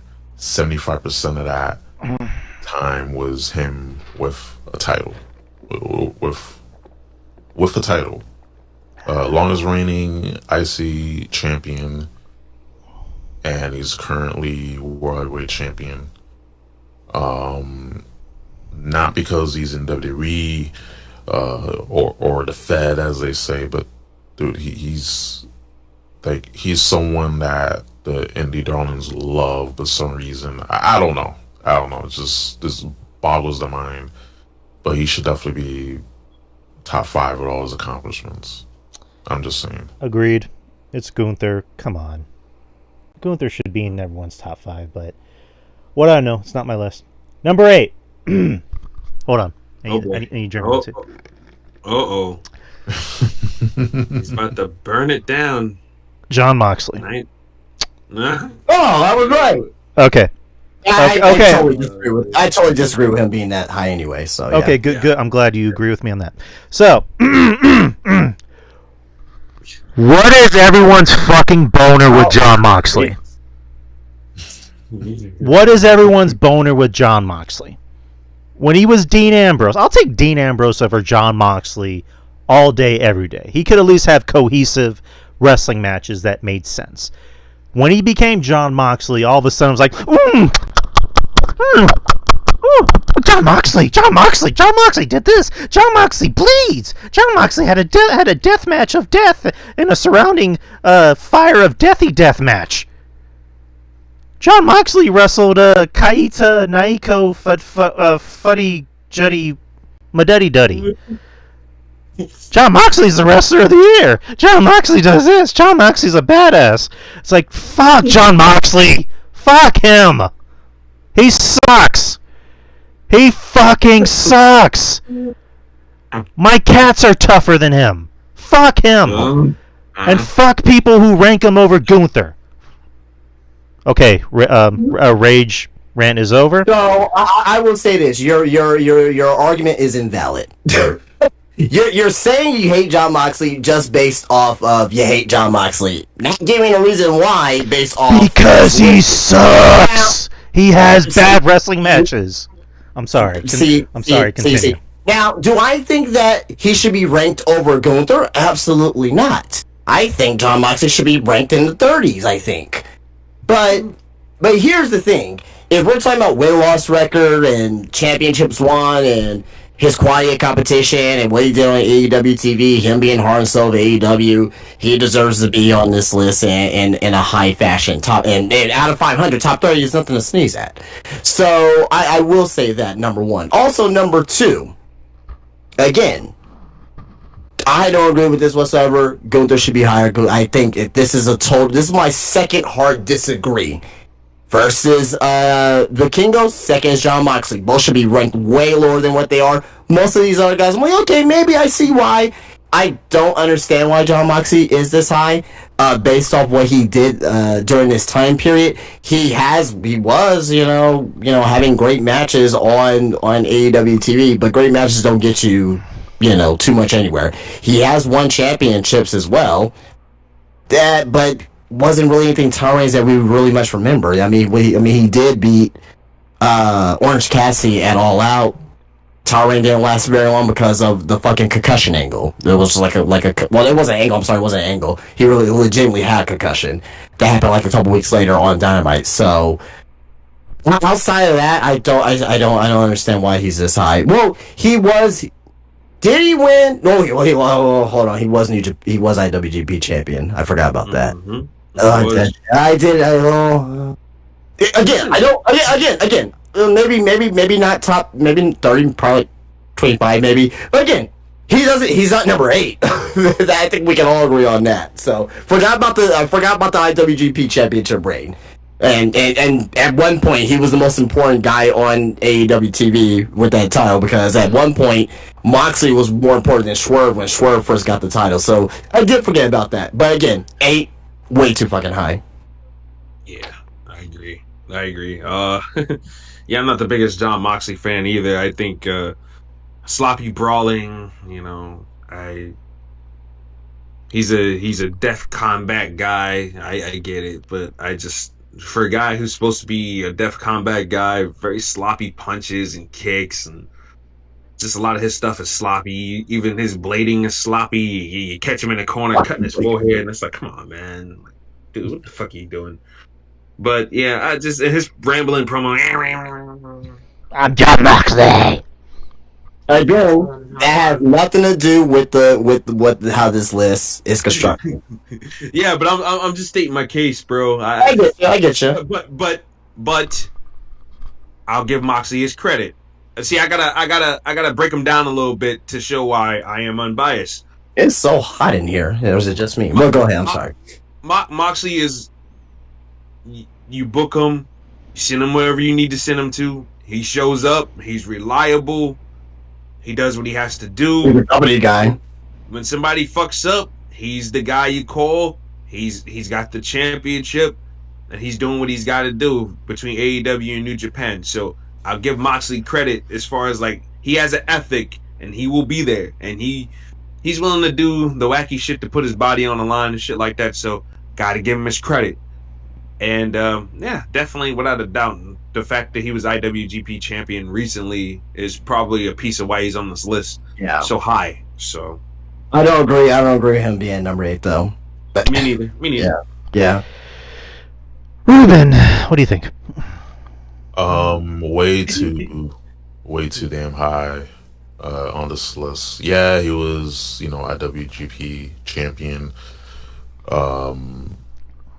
Like, and again, it shows that a lot of times Tony Khan puts everything else over, but belts and stars in his own company. But that's another topic. But John Moxley is reliable. He's a company man, for better or worse.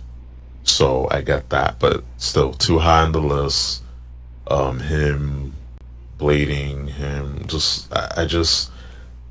I just don't get the hype. It's like when he was in WWE, oh, he sucks. He's in AEW, oh my god, he's the second coming of Jesus Christ. So it's like this bias and the blinders that people have with Moxley.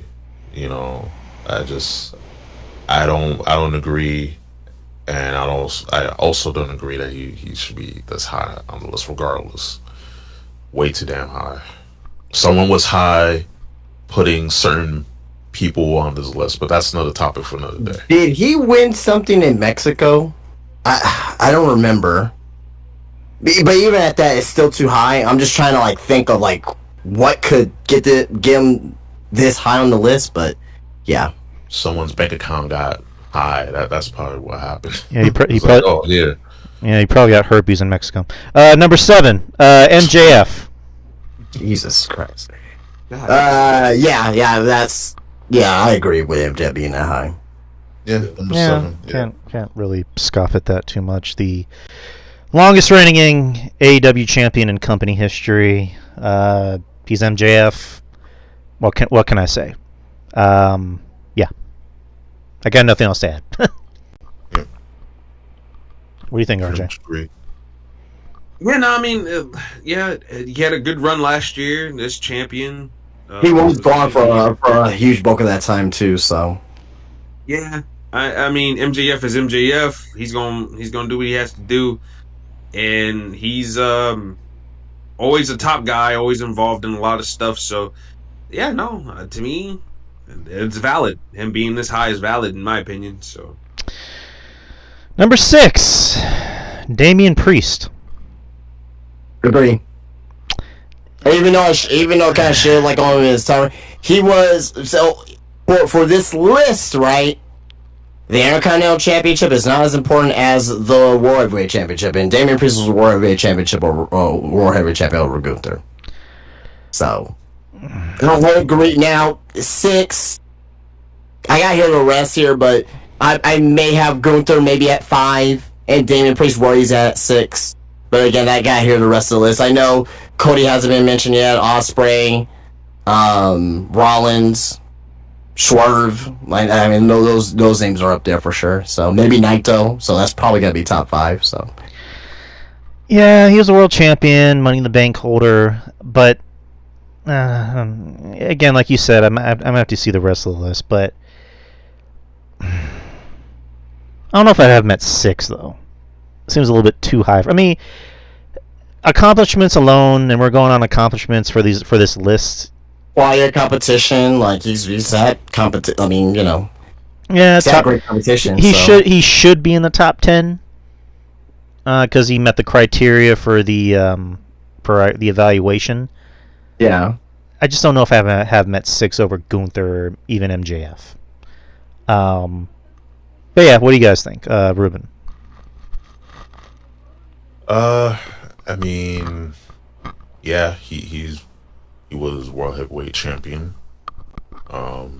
He was in besides the Bloodline, one of the biggest factions on Raw, in WWE. He's featured prominently, with the Judgment Day stable, excuse me.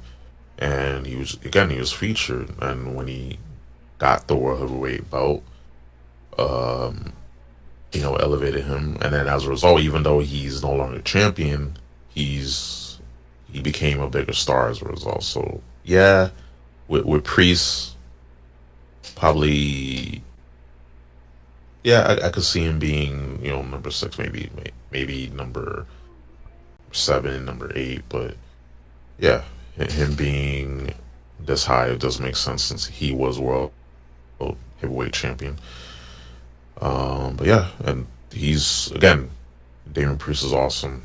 And I was one of the ones that was like very just like concerned, like wasn't feeling him, winning, but he definitely changed my mind. So yeah, I definitely agree. RJ, what do you think? Yeah, Priest had a good run, good year. I just I would have switched him and him for Gunther though. I don't think Priest's year beats out Gunther's. No. I'm sorry, it doesn't. Especially what Gunther was able to do with the IC Championship, and I mean, but if you really want to look at it, in defense of Damian Priest, always on TV, always vital to what was going on Monday Night Raw. We may not agree with what was going on with them and Judgment Day or whatnot, but I think to the show, he was more important than Gunther. I'd probably still have Gunther higher if it were my list, but I'm just saying what they're evaluating, that's probably what they're taking account of as well. Yeah, good point. God damn it, Justin, you stole my thunder. I was gonna get there, but no, I definitely agree. Because sometimes with Priest, it looked like maybe he was up and down a little bit there, whereas Gunther's booking was more strong, obviously with the streak and everything like that. But you're right, he was a key piece of the show. Opened, closed it, was in the middle of it. Yeah, definitely. Raw was built around him and the rest of the Judgment Day. The longest time. 14 title reigns and just the Money in the Bank briefcase. Yeah, like it's the WrestleMania cash in. Like he's the second person to ever do that. So it's like, yeah, his match qualities wasn't again part of the of this criteria for the list. Like match qualities was good, really good. Mm-hmm. No, absolutely. For the most part, there was some kind of questionable ones, but for the most part, we were good. Right. Number 5, Naito. I love Naito. Me too. I love Naito, but I disagree with this. Yeah, I don't think he's had his. I don't think he's had his best. He's not the same. He's not the same Naito no more. He's like so broken down. Yeah. For storyline purposes, him winning the title, he won the title twice during the time period. He's definitely top 10. I would probably have him like number 9 or 10, something like that. I just think he's too high. Yeah, Gunther should be in this spot, like definitely, and he should be. He should be, and that's I think he should be 5, yeah, for sure. Like Naito hasn't had the best performances. Obviously, he's beaten down. He's broken down with injury. And I think Naito might need to go ahead and call it a career soon. Maybe pass the torch to somebody. He's my favorite out of Okada, out of Tanahashi. He's my favorite, man. He just had the attitude. Him and Nakamura, they just had, especially after his excursion, their charisma alone. Yeah, after his excursion, he came back. Ironically, he got the rub from Rushin Andrade, and then. Like he was just a different man, and it was great. The confidence, getting the Intercontinental Championship and like physically breaking it and dragging it. Oh my god! 2017, I was hooked on fucking Naito, man. Yeah, because that was the belt that pushed him out of his main event, and that was a good story for people who say New Japan don't tell good stories. It was a tremendous story, man. For people who say New Japan is just all wrestling and they tell no stories, you guys have no fucking idea what you're talking about. Because that was a great saga. Him versus the Intercontinental title. Oh yeah. And why he tried to pawn it off. Yeah, he did. Yeah, tried to pawn it off. Yeah, that was great. Fantastic. Ruben, what do you think? Naito's dope. He is so fun to watch. That dude doesn't like. He does not give a fuck when he's just out Right. there. Uh, Tranquilo. yeah, like I like he was one of the first New Japan wrestlers that I like discovered. Back in 2017, 2018, around that time, just when I got back into wrestling. So it was just refreshing seeing Naito. As far as him being so high on the list,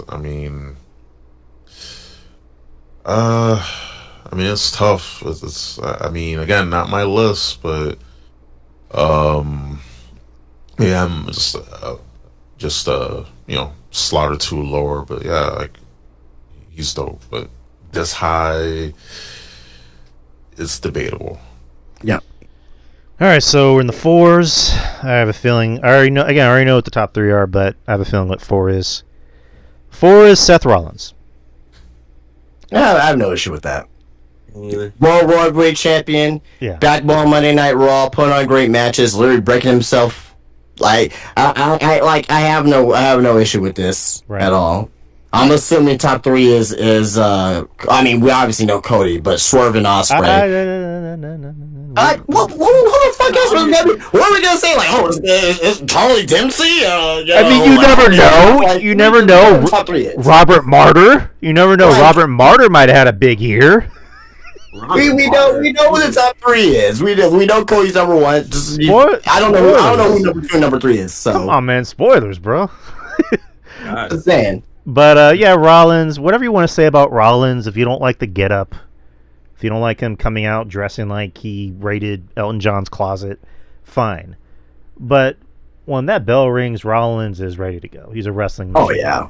The guy can have a good match with anybody. So, I'm probably, I don't want to say probably, but I defend Rollins. I'm a Rollins defender. I like his matches. The guy never has a bad match. But yeah, he deserves to be in the top five. Like it's not really debatable. Ruben, what do you think? Yeah, him being number four, being in the top five, no complaints.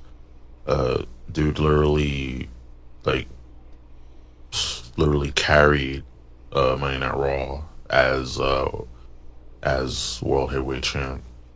He was involved in the Bloodline story, helping out Cody and all that. Just amazing feuds all around, made amazing matches all around. And yeah, his attire is questionable. Maybe like dresses in the dark, raids Becky Lynch's wardrobe by accident. But regardless, he's awesome what he does. I'm glad he was back until Bronson Reed, squashed him to the shower room. But yeah, like he had Raw on his back. He had that world title on his back as the inaugural champion. So no complaints from me. And not to mention the WrestleMania build by itself too. So a lot of people already forget on how important it was for that WrestleMania build. Yeah. Yeah. Night one of WrestleMania main event. Very next night, wrestles Damian Hurt, and then comes out the end of the night and takes that Superman punch, and you just see his leg bend, which is just like the human body's not supposed to bend that way. Jesus Christ. But RJ, what do you think? Wow, man, Rollins, definitely, he was working hurt. That's another thing, too. Worked hurt, heavyweight champion. He was pressing forward, though, trying to put on the best performances that he possibly could. Yeah, I don't rag on Rollins as much as our fellow podcasters do. To give Rollins a hard time. I could do without the outfits, but whatever's whatever. I try to pay attention to what more shows he's doing in the ring. And Rollins to me is not a bad performer. Actually, he's really good. And a lot of his matches, by the time they're over, you're like, God damn, Seth, you did it again, brother. You did it again, brother. So he definitely deserves to be here on this list. Heavyweight champion for most of the year. Like you guys said, big part of the WrestleMania built up this year. Pulled double duty. Still pulled out a decent match with Drew. hurt, where he's clearly hurt, and did what he needed to do in order to get ready for that. And like you said, Ruben put over Bronson Reed big time on the way out. So yeah, Seth Rollins definitely deserves to be on this list. Ultimate company guy for the E, and puts his body on the line for them every single time he steps through that curtain and through those ropes with gear on. Number 3, Will Ospreay. Yeah. I mean, it's fucking Will Ospreay, man. He's one of the best pro wrestlers in the world. Just way the matches they was having over there in New Japan. Has a little bit of a layoff. Comes over to AEW, and the incredible matches that the quality of competition, and he's he is the international champion too as well. So I mean, one of the top guys in AEW too as well. Totally agree with this. You can put him at 2. You can put him at 1. I don't disagree with the top 3. Definitely top 10 material, top 5 material. I would put Rollins over him, but that's just me. And I like Ospreay. I've said time and time again. I like Ospreay. I like it better when he works with guys that know how to work. But I'm not gonna really get into that too much. But this makes sense. I can't really argue with it too much, but I would probably put Rollins over him. But that's just me. What do you guys think, Ruben? Yeah, I have no issue with Osprey being top 3. Again, dude wrestles his ass off. People love him. He is he is a champion in AEW. He was turned up in Japan before he was signed to AEW. So no complaints. Just overall, just wrestling machine. Overall wrestling, like just one of the best out there. Yeah, top 3. Have no complaints with him being top 3. RJ, what do you think? Yeah, Ospreay is one of my favorites right now. Like top 5 in my personal list. I think he's a great hybrid wrestler. He can do the flips, hard hitting as fuck. The hidden blade is like fucking one of the most brutal finishers that can go wrong anytime. Oh man, he's got the hidden blade. He's got the Os cutter, storm break. Like he's got so many moves in his bag, bro. Like Ospreay is really, really good, and he got that stank off of him of just being a flippy guy, man. I'm glad that he did, because he's really fun to watch, and I think it's unfair that people still will only classify him as a flippy dippy guy and that he doesn't do anything else. And that's the only kind of match he can have is the video game match, quote unquote. It goes to show that they really don't pay attention. And to top that too, like he's a great storyteller too. He can sell his ass off. Well, yeah, and I got to give him credit for this too. On his way out of Japan, he put over the Bullet Club War Dogs, who, to me, aren't even worth the run. Yeah, New Japan is in fucking disarray right now, man. Fucking suck. I like Philly. I like Philly, but everyone else is like this is not Bullet Club to me. Yeah, I don't even think Finley's the best guy in this group. I would put Gabe. At least Gabe Kidd tries to be controversial. To me, that I agree. I don't know, kind of the spirit of Tama Tonga and some of the other guys that led Bullet Club a little bit of a rebel. But Clark Connors is boring, and he is. Flynn was just a big giant jamoke looking like fucking Tom. No, not Tom Welling. What's the fucking guy's name? Superman. When he had the mustache and Mission Impossible. Henry Cavill. Yeah, Henry Cavill looks like a knockoff version of that. He sucks, and the other guys they just suck. But Ospreay put them over big time in that big cage match that he had, his last match there. He put them over really strong. And United Empire started United Empire, ended it off nicely, put it in the nice hands of TJP and Hanare. So they got that going over there. He left a legacy over there earlier this year, and AEW just putting on really good matches and everything like that. International champion. I mean, arguably, all his pay-per-view matches have been 5-star worthy. Arguably, so yeah, no, and I agree. I think that he's, when in doubt, send Will out, and he will get you a 5-star, good quality match. No, I definitely agree with that. I definitely agree. No, I'm a fan. I'm a fan. I'm not a glazer. Like I ain't gonna glaze the guy. I ain't got posters of him all over my wall or anything like that. But I do like his in ring work, and I think he's truly one of the best in the world. And I think this spot is very, very warranted for him. And I would argue that shit. As much as I love Swerve, I would argue that maybe he trumps Swerve, but that's just me personally. Ruben, what do you think, bro?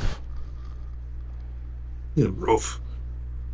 Yeah, I think I already said my piece with Osprey before. Okay. Yeah. Number 2, Swerve Strickland. I'll say this. Good. I'll say this real quick. I'm not gonna be long. Deservedly so. Title reign, the game, more Tony Khan's fault, right? But out of everybody on this list, probably him and Will Ospreay are the two guys I've been going back and watching matches of the most this year, because a lot of their matches have just been so either exciting or fun to watch or controversial and things of that nature. Swerve and obviously his title reign just ended, but like he's fan fucking tastic. Fan fucking tastic. I can't argue. Deservedly so to be number 2. I can't argue with the placement. I like Swerve.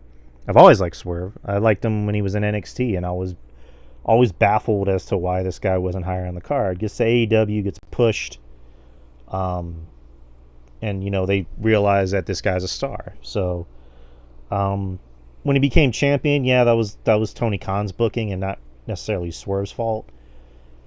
But yeah, he puts on good matches. Not crazy about a lot of the deathmatch stuff, even though I did like the most recent one. But yeah, he's had good matches. He had a good match with Ospreay at one of the pay-per-views. He had, a great match with Danielson at All In. So yeah, the guy deservingly belongs in the top 5, top 3, however you want to view it. So yeah, this makes sense. This is fine. I'm fine with this. Any thoughts, Ruben? Yeah, him being number 2 again with this list criteria, I get why he's in number 2. He's, his, just the fact that he, his run was like so far has been, incredible. Feuds have been, just out of this world. I, I probably put Will Ospreay over Swerve, but that's just me. But yeah, he was world heavyweight champ.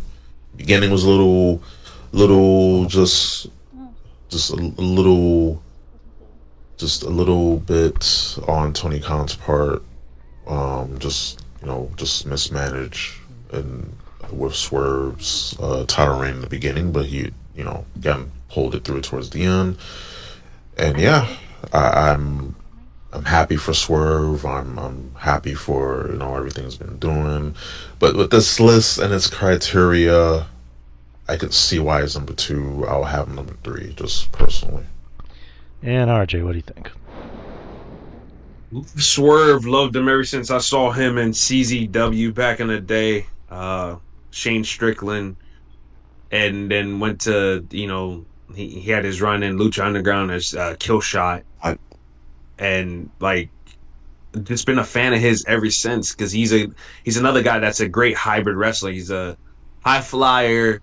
He hits hard, and all his moves are like very innovative. Him and AR Fox, after Ricochet, everybody glazes over like Ricochet and Pac, and rightfully so, and Ospreay. But I don't think Shane Strickland and AR Fox get their credit. But yeah, no, following his career in NXT and into AEW has been really, really fun for me personally, because like I said, been a fan of his for a long time, and I'm happy to see where he's at today.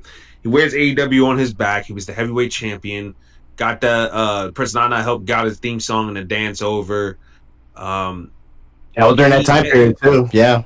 Yeah, and a lot of people don't give him credit for this, because I've heard other podcasters, he doesn't present himself well as a champion and all this other stuff. But But Swerve brings rappers and mainstream guys to like shows, and he does interviews, and he does collaborations with mainstream rappers like Bun B, Yeah. like the one of the underground kings, bro. Like how can you be a hip hop fan and not know who Bun B is? And like he does a lot He's for one, the he's one of the few people from Houston I actually like. yeah, I know, right? Like That's a lot. Bun B is great, but uh, but Swerve is a guy that's always trying to get attention on AEW from a different perspective, because you're gonna have your nerds that are gonna be there already. You're gonna have us wrestling fans that are gonna be there already, but he tries to go out and get other people from the rap community and stuff like that to come to the shows and stuff like that. I think Swerve does do his part to bring the culture into wrestling and everything like that. And like I said, man, it's wonderful to see how far he's come over the years. He definitely deserves everything that he's got going on for him right now. That's why when everybody's bitching about his contract, I'm like, why are you bitching about the money this man getting? He earned it. It's not like he just showed up yesterday and got paid $12 million for fucking 5 years. Like, come on, like, let's sit here and pretend like he didn't earn that. Like, come on, like. Right. And if the Tony Khan's cutting the check, then like, come on, who cares? Yeah, I don't. Apparently, he's got more money than God. So I don't know. I don't give people shit for money. Like if you want to pay me $12 million, I'm not gonna scoff at that. I'm gonna take the $12 million. Like I'm fine with it. If Swerve is out there getting paid, let him get paid. The guy's earned it. Fuck it. Who cares? Ruben, what do you think? Or did I already ask you about Swerve? Yes, you did. Okay. We got one more. Dun dun dun dun. Cody Rhodes. Number one. I'll keep it short. Fully agree. He's the number one guy in pro wrestling. Number one draw. Number one merch seller. He has he's leading the biggest company in the world with the one of the highest periods in the company's history, making the most money. You know, helping the company make the most money in this company's history. He's the guy, 100%. He's Captain America. He's over. His merch sells. People love him. Say what you want about his title reign. The chase for the past 2 years has been great.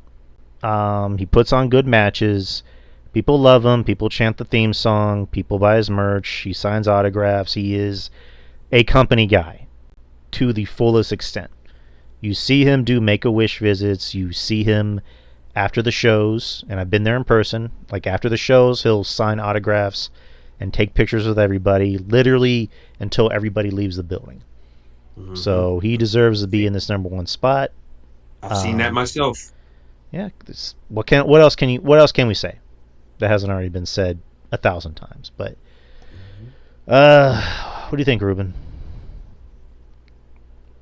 I agree. Just the fact that he's a top guy in the, biggest wrestling company in the world. He was a part of, the Bloodline storyline, which was, again, biggest storyline in company history. Top guy, top merch seller, classy guy. He will literally stay behind and sign, just meet, greet with fans, sign autographs after the shows.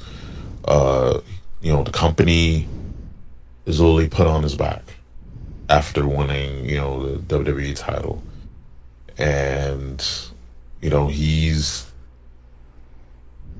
him being number one, no complaints, just for all the reasons that we've stated. Right. And RJ, what do you think? Yeah, I mean, look, Cody Rhodes leading the pack right now, ultimate company guy. Wherever they need Cody to go, Cody's there. Cody was involved in the big story, obviously with the finishing the story, the chase to the title. Was involved in WrestleMania main events, back-to-back nights. The current champion, his championship reign, not too great, not too hot right now. That can always change down the line. Feels like it's fluff at this point, but I'm gonna gonna wait and see what happens there before we all give our full judgment on it overall. It's not done yet, but I think Cody is definitely the guy to have this spot for sure. I can't argue with that whatsoever. And like I said, he's leading the pack right now. And as Justin said, they're selling out shows and selling out arenas, and merchandise is just absolutely crazy. And to point it out that Cody's a good guy, man, and he once again, Drew, I saw what you saw. Saw it in March. Cody Rhodes stayed a whole hour after that show was done in Charleston to sign autographs for everybody, including my neighbor who lives down the dirt road. Has the autograph of Cody Rhodes on his wall, and that little boy loves him some Cody Rhodes. I'm gonna get him a Cody Rhodes shirt this weekend. So when we go to SmackDown next month, he can have that. So, I mean, Cody Rhodes, ultimate good guy, and yeah, man, definitely deserves this number one spot. Definitely does. So that was our thoughts on the top 25. I'm just kind of looking over this list to see who else went elsewhere. I still have the thing here. Right, Logan Paul was 37. Let's see. Please don't say a name that's on my. You already said a name that's on my list. You already said Logan Paul. Oh, okay. So, I forgot. Go. That's what I'm trying to say. Like, you're already you're going through my shtick. My bad. Okay, go ahead. I'm sorry. I didn't mean to steal your thunder. I'm sorry. Yeah. Go ahead. So I'm gonna make it. We'll make it quick. I know it's getting late here, but I'm just gonna name two names off, right? And we'll just guess on who's higher on the list. Okay. Obviously, I know because I made the thing here, but yeah, and if we want to discuss it, we can. But yeah. So first names here: Darby Allin and Chad Gable. Who is ranked higher? I'll let y'all each go. Darby Allin. Darby Allin, all right. From Ruben, Drew. Darby Allin. And RJ. Darby. Chad Gable's ranked higher than Darby Allin. Chad Gable's ranked 89. Yeah, Chad Gable's ranked 89. Darby Allin's ranked 97. Some of these are not going to be too obvious. So I also have some joke ones in here just for funny, haha. So next, Obafemi, Jack Perry. This pains me to say this, but I have a feeling Jack Perry's ranked higher. Okay.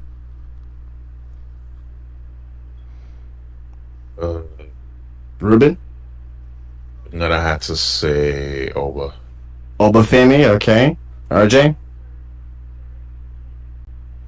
My heart wants to say Obafemi, but my mind's telling me the Scapegoat. Scapegoat. All right. Well, for this year, Obafemi is ranked higher than Jack Perry. Obafemi ranked 53. Yeah, Obafemi's ranked 53. Jack Perry's ranked 59. 59. So where did you say Oba was? 53. So he was 6 spots higher than Jack Perry. Interesting. All right, next one. This is a joke one. You guys are probably not gonna know these guys. I don't even know these guys, but just funny, just all based off name alone. GPA and Robbie X. Robbie X. Oh my god. Robbie X. Who do you think's ranked higher, GPA or Robbie X? I gotta go with my main man, Robbie X. Okay. Robbie X sounds like a cool fucking name. I'm gonna go with Robbie X. All right. And yeah, go ahead.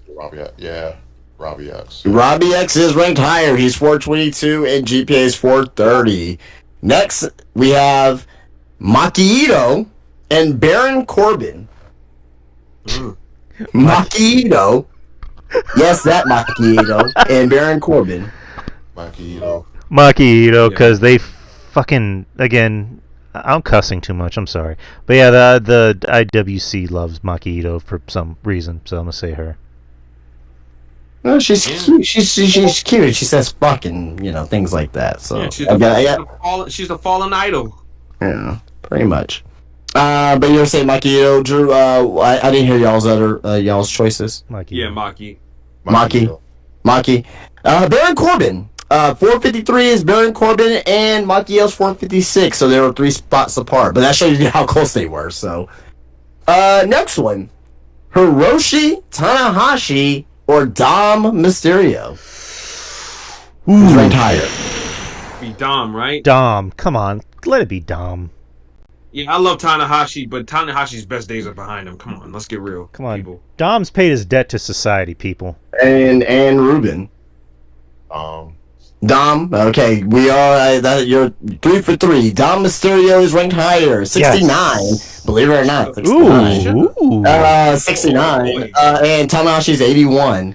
Next, Scumbag Dom at 69. Go ahead. there you go. Next, Him and Liv Morgan got ideas. there you go. I know you saw that. It's like, yeah, if he includes that in his promo somehow with 69, that'll be great. But anyway, next. We have Randy Orton and Carmelo Hayes. Hmm. Randy Orton and Carmelo Hayes. I think Carmelo's had more matches, Mm-hmm. Right. so I'm going to say Mello. Yeah, Mello. Mello. Ruben.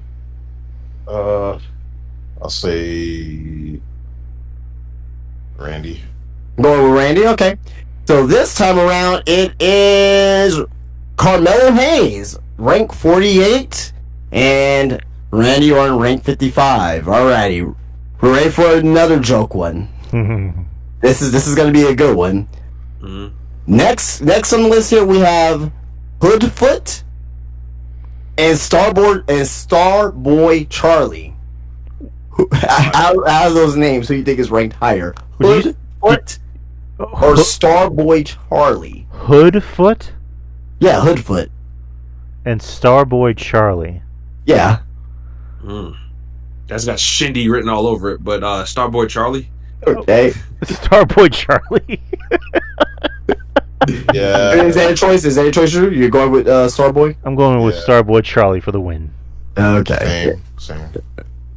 It's Hoodfoot.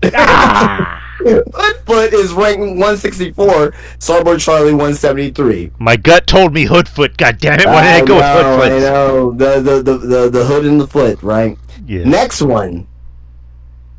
This is gonna make some people upset.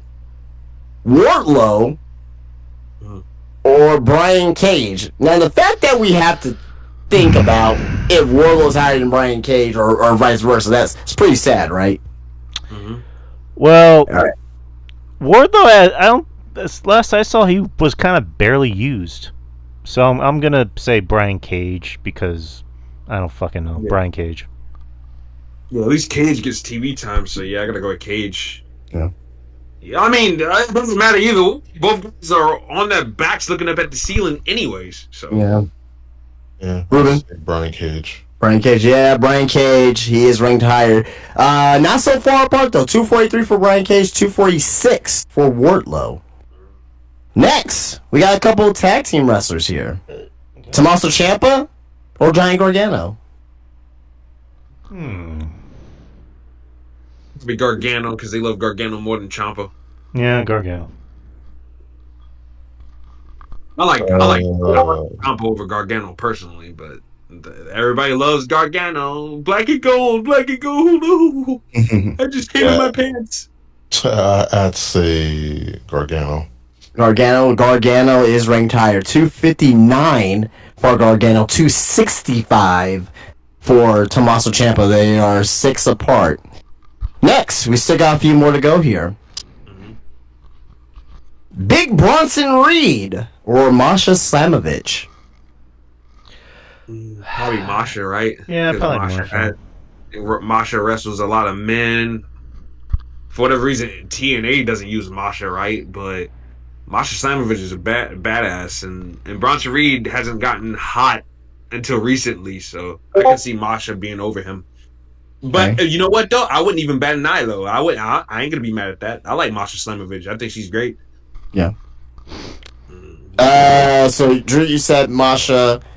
RJ, you said Masha. Ruben, who's your pick? Bronson. Bronson Reed. For this time around, it is Masha Slamovich. She's ranked 118, and Bronson Reed's ranked 144. So, kind of wild there. Next, we have another one of these ones here, man. Sunny Kiss or Ricky Starks. I didn't even know Sonny Kiss still wrestles. Yeah. Yeah. He wrestles a part of what's her name? Ariane's Pop That Pussy group. Jesus Christ. Is that what it's called? Wait, what? I think it's something of that nature. Yes, I don't know the exact name, but yeah. she's got a promotion with some type of derogatory fucking. Is that an actual group or is that something RJ just made up? No, I'm not. He's not bullshitting. He's definitely not. Nish is in the chat room saying it's real. No, it's real. Yeah, not. It is God Almighty, man. Fuck, man. Back that ass up promotion. Fucking. I'll say this, Christ, mate. Oh my God. You know, just for that alone, I'm gonna say Sonny Kiss. Yeah, he's had more TV time than not more TV time, but he's been more seen than Ricky Starks. Because goddamn AEW, you know, Tony Khan's allergic to money. Yeah. So you're going with Sunny Kiss as well? Yeah. I'm going with Sunny Kiss. At least Sunny Kiss, he fits the back that ass promotion up. Jesus Christ. It's disturbing sometimes. Who's your pick? I'm just for the lows. I'm gonna go with Sunny Kiss. Sunny Kiss. It's actually Ricky Starks. But here's the thing. Ricky Starks 352 to Sunny Kiss 372. So that shows you how falling off Ricky Starks is in AEW. I'm surprised he's that low. Yeah, that's what I'm saying. When I saw it, I was like, what the fuck? Okay, I was like, that's a good one there. Next. This is I planned this out very well, kind of with the Gargano, you know what I mean, kind of with this one here, Zilla Fatu or Lance and Hawaii. Who's ranked higher? I'd say Zilla Fatu. Zilla. Lance barely gets booked. I kind of feel bad for him. He feels like the black sheep of the family. Yeah. Like he barely gets any burn. To be honest with you, though, he's not. I don't find him to be overly impressive, anyways. At least like Zilla has, like, as green as he is, he has presence, and if he can polish it all up, he's gonna be a monster, man. Oh yeah, he's a big kid too. Yeah. One of my kind of off topic. I had someone that came in my shop because Zilla lives in Houston. I had a guy that was visiting from Houston on work, and he was like, "Oh man, do you got any Umaga figures?" I was like, "Nah." Unfortunately, he's like, "Do you know who Zilla is? Zilla Fatu?" I was like, "Yeah, definitely aware of him, follow him, seeing some of his stuff. He's pretty good." He's like, "Oh, that's my best friend." I'm like, "Oh shit!" so yeah, he showed me like a picture of it, like him, like them hanging out. I was like, "Oh shit, small world." But Zilla Fatu or Lance and Hawaii. RJ, you picked Zilla, and Drew, you picked Zilla too, right? Zilla, yeah. And Ruben, what about you? Zilla. And actually, it's Lance. Lance is 324 to Zilla's 339. Oh, I don't necessarily agree with that. But you know. So on a side note, Mish just shared the poster for Pound Town Wrestling, which is what it's called. That's what they call it. Pound Town. See, I wasn't too far off. I remember that. Pop that pussy promotions. Pop that pussy promotions. Oh, I think RJ just wants to say "pop that pussy." Just really. Yeah. Anyway, hey Shannon Sharp, popped that pussy. We're moving from Pound Town to. I don't really have a good segue with this, but next year we get. I was like, I will buy a ticket to podcast. I think we all will.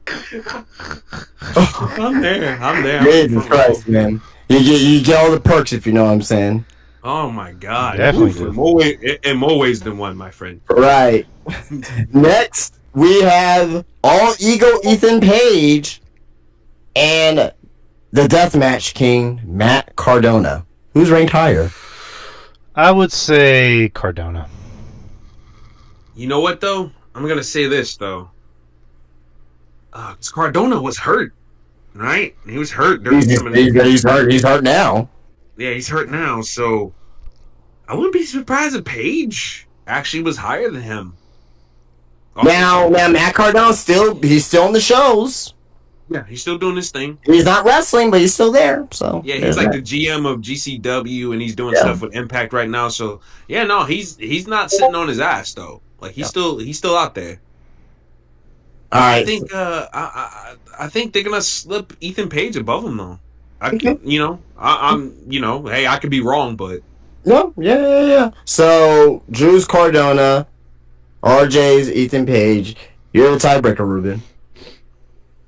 Ethan Page.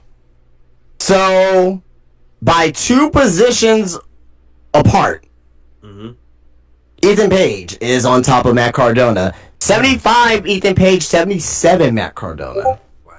And Ethan Page barely did shit before he left AEW Ring of Honor. So yeah. Alrighty, so a few more here.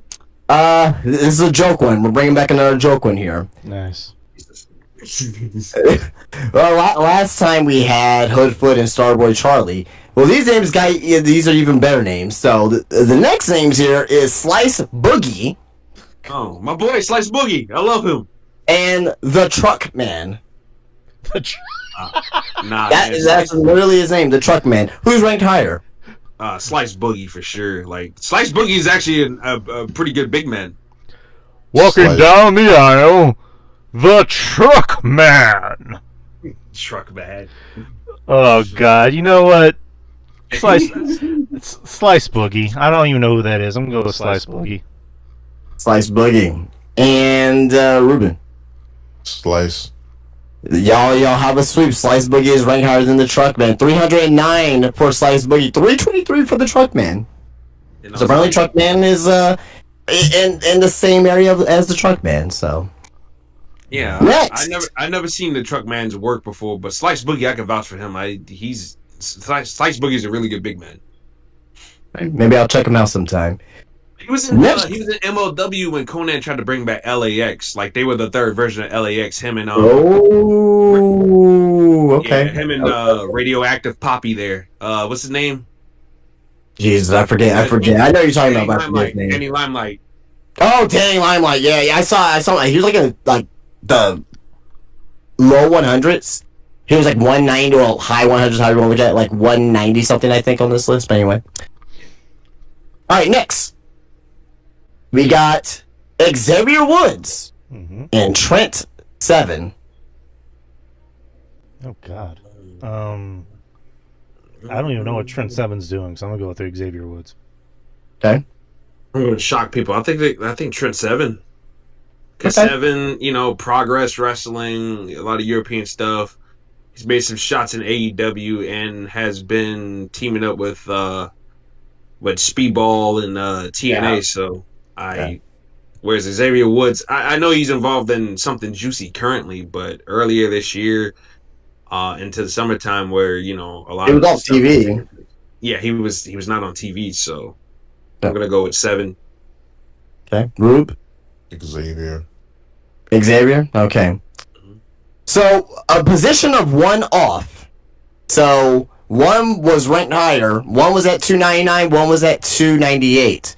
The guy that was at 299 was Xavier Woods. 298 was Trent Seven. So Trent Seven is ranked higher. Yeah. So don't agree with it, but whatever.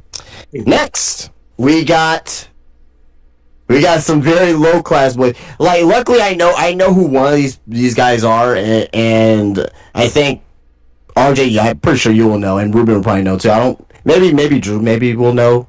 Just by what is on social media. Memes.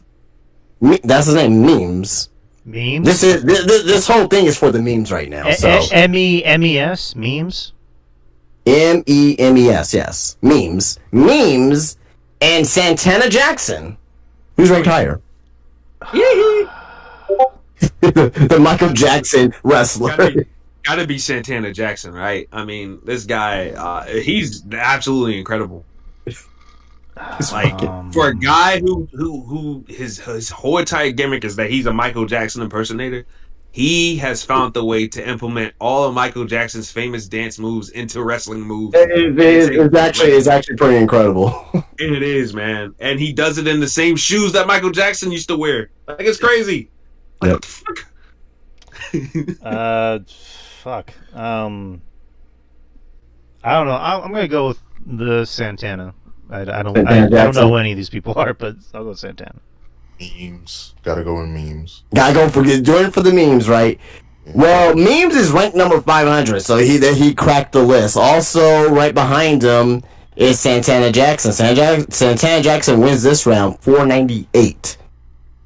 All right. Yeah, because Santana Jackson does work with JCW, IWP's promotion and stuff like that, and he's in a lot more indies. I've heard of him a couple of times, but Santana Jackson has been a constant for years now. Yeah, So, yeah. All right, so that was the last meme one per se. That's why I did memes last. See, there's a you know what I put all I put all together here. All these names here we should know down this list here. So we got 6 more to go here. Next, we got Logan Paul and Speedball Mike Bailey. Who's ranked higher? I think Mike Bailey might be ranked higher. Okay. It'd be Logan Paul, but I agree. I think they love him way too much for a guy who has zero personality. In my opinion, He's so fucking good though. Yeah, no, he is though. No, he is. He's very innovative. Yeah, he's a great wrestler. I totally agree with you. He has much character as a fucking a wall paint white. Oh my god, he's got much character as this rubber bowl I'm looking at right now. Like, there you go, Ruben. A fucking bullet dildo has more character than him. Christ, mate. God damn.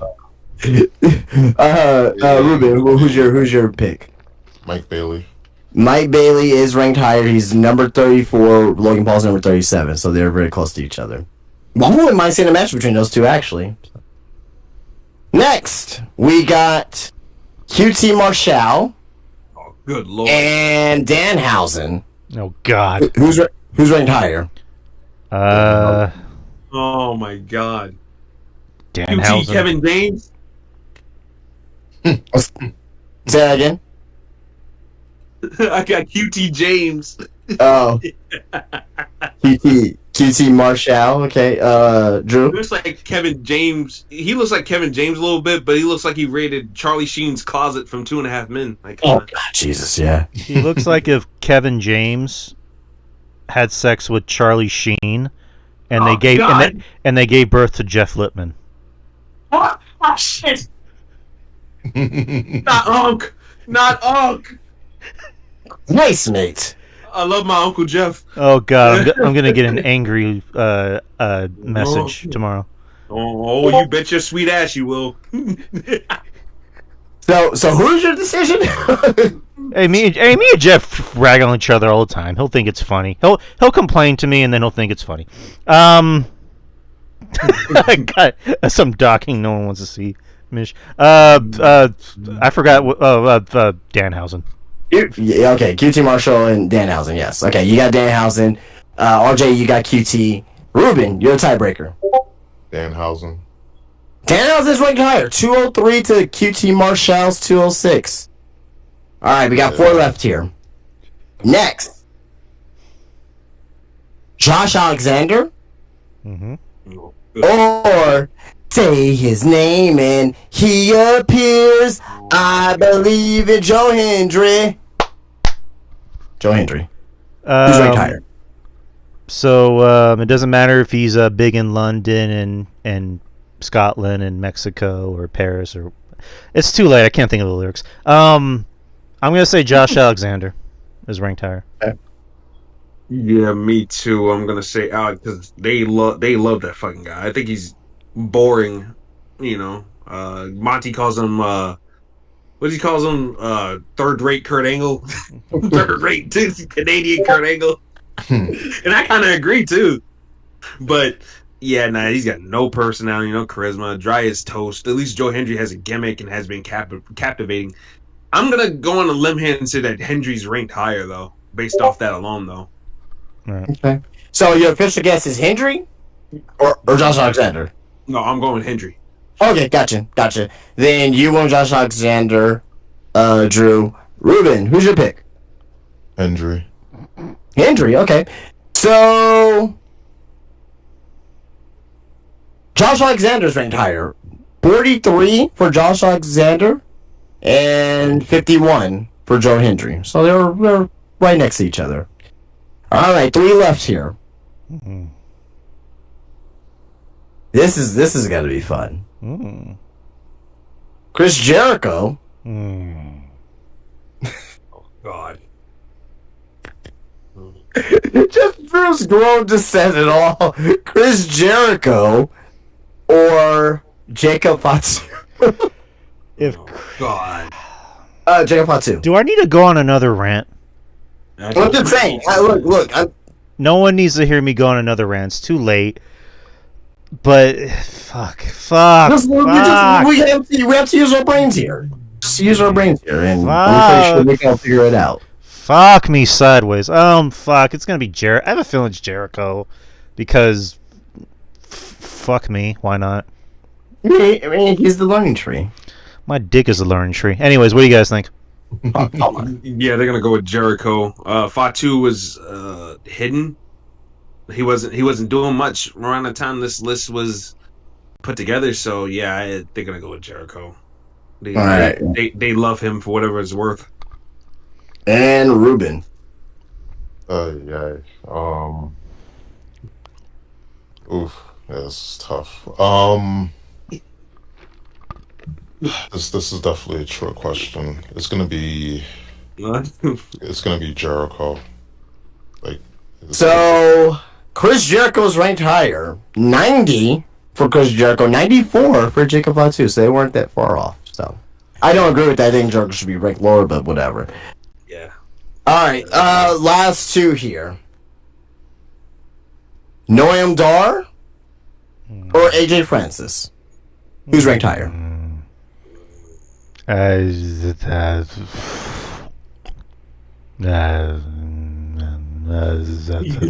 English, please? What's going on over there?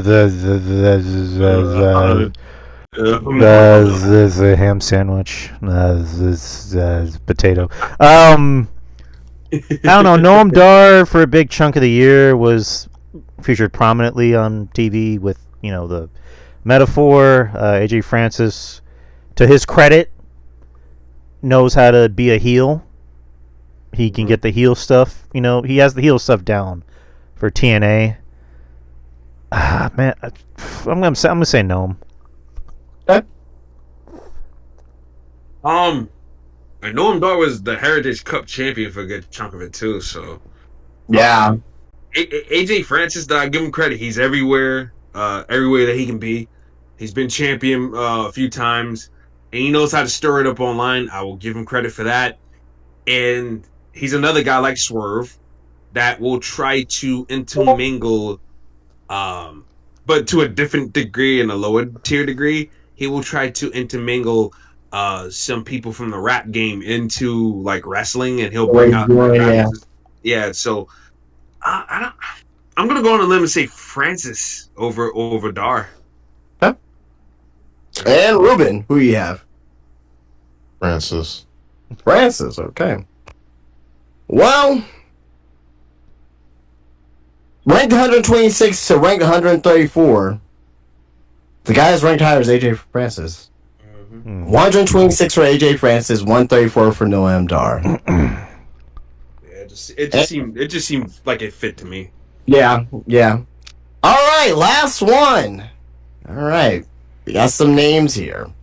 First name here is Claudio Castagnoli. Mm-hmm.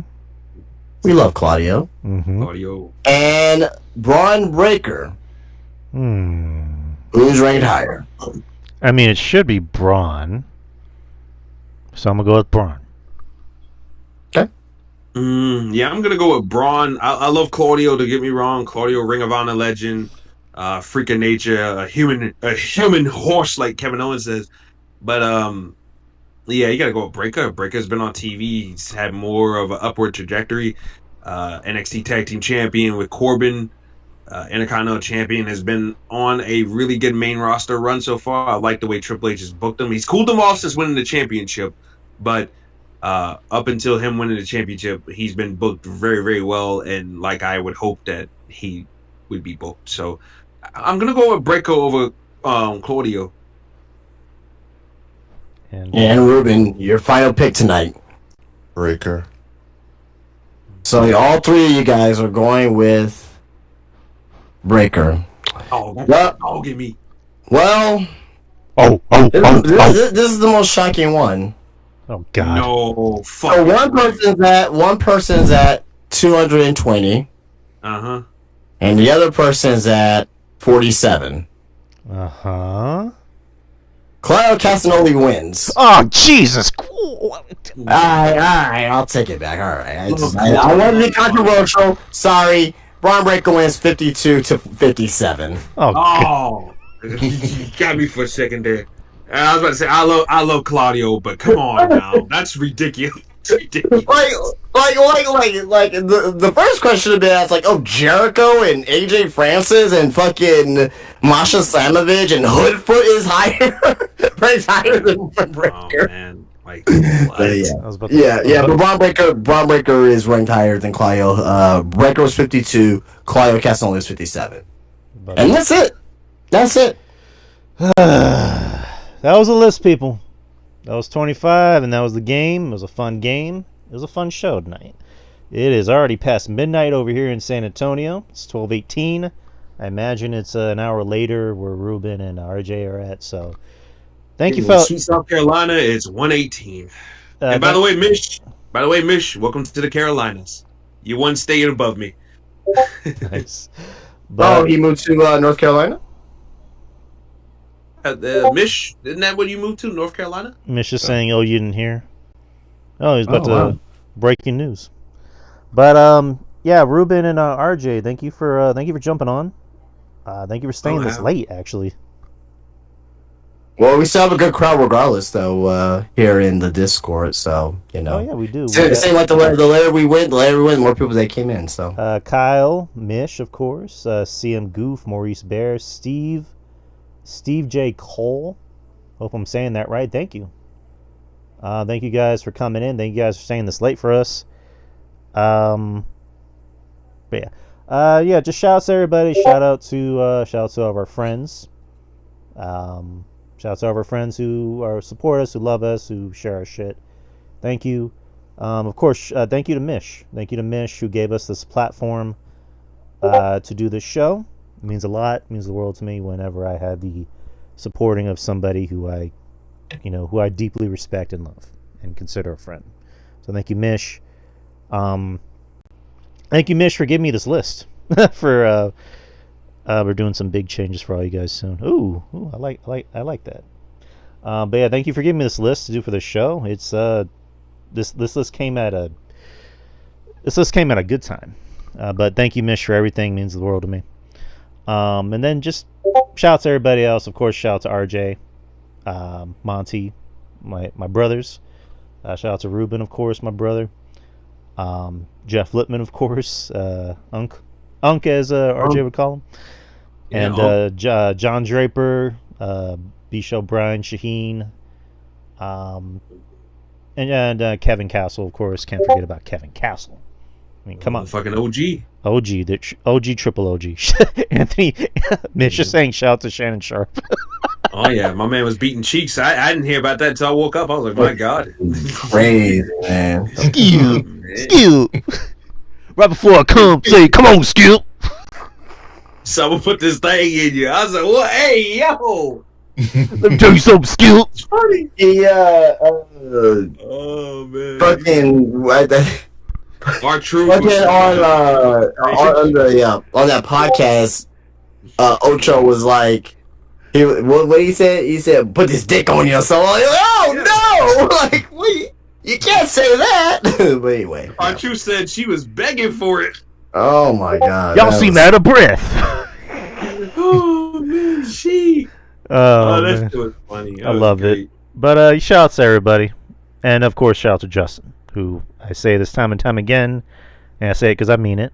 I wouldn't know what to do without you. The I show would be appreciate it. nothing Thanks. without you. But Justin, tell the people about Spine Buster a Tease. I'm not gonna do a elaborate spiel tonight.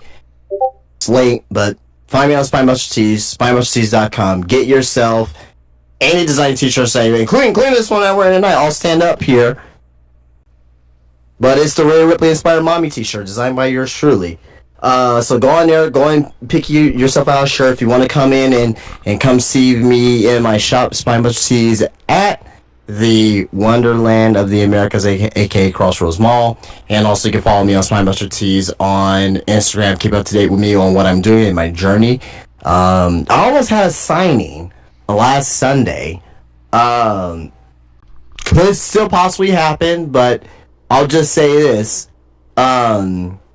They're Latin and they're from America and they exchange things sometimes. So I'll just let you Oh shit! I'll just let you mail over that. LAX. The OGs. So Wait, hold I on. almost I almost had them in my shop for Sunday. Fell through, but possibly could happen at the end of the year. So regardless though, follow me on Instagram for more on that. So but yeah, SpineBusterTees and SpineBusterTees.com.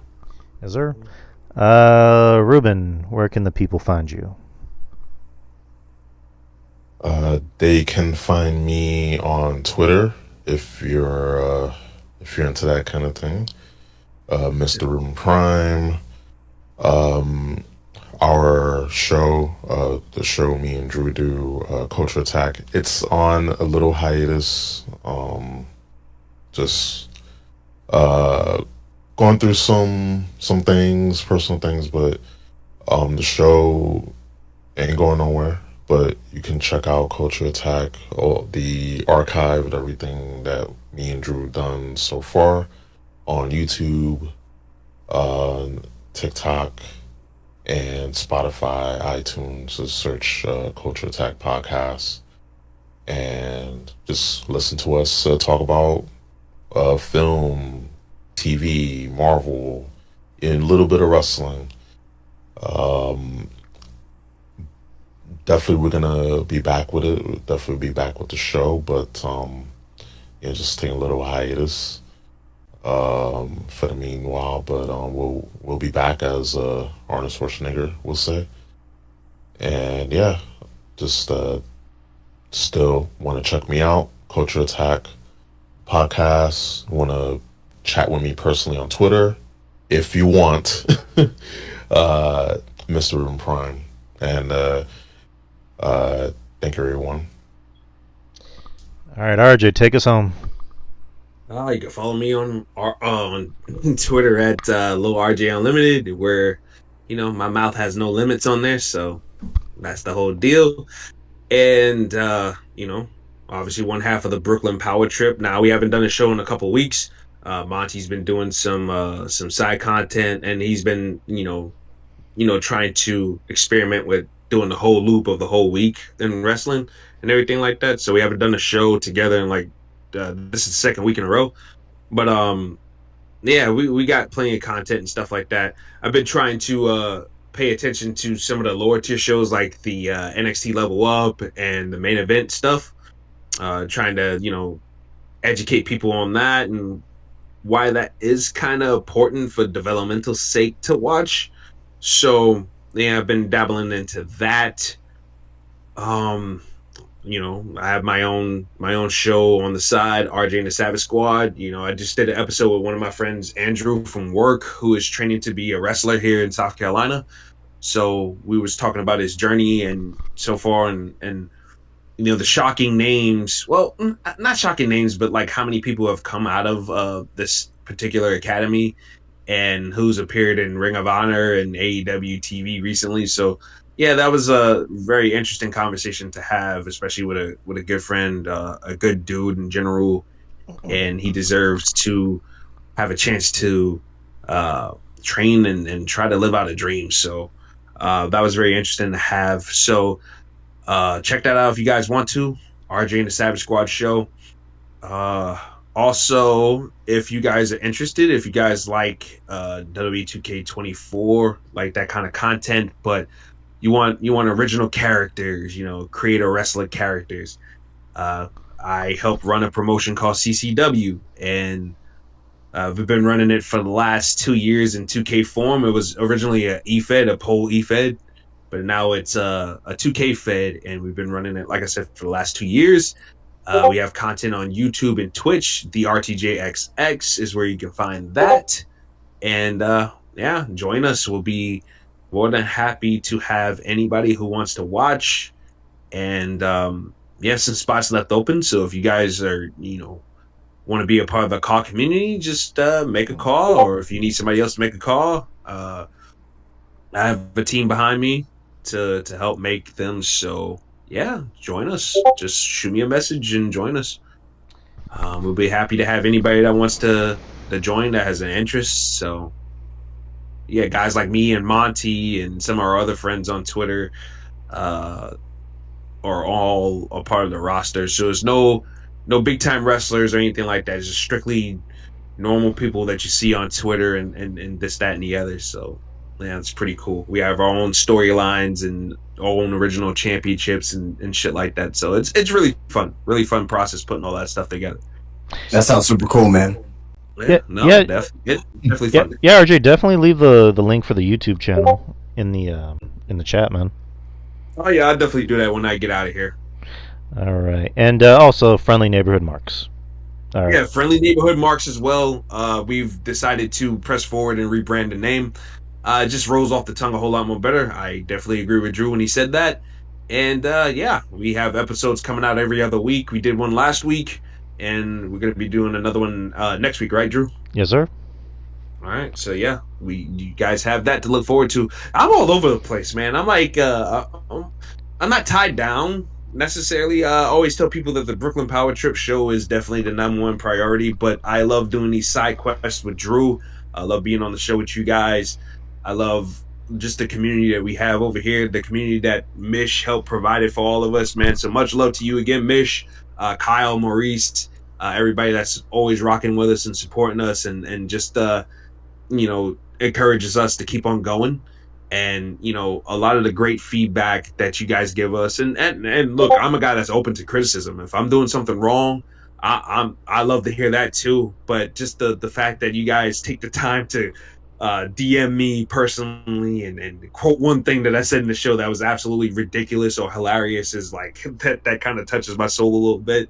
And it's really cool to have supportive people in your corner. It really is, man. And just to have people, period, who, once again, Mish having a platform for a lot of us guys to get together and do stuff like that. It's incredible to be a part of. And I just love doing this stuff with you guys, man. I really do.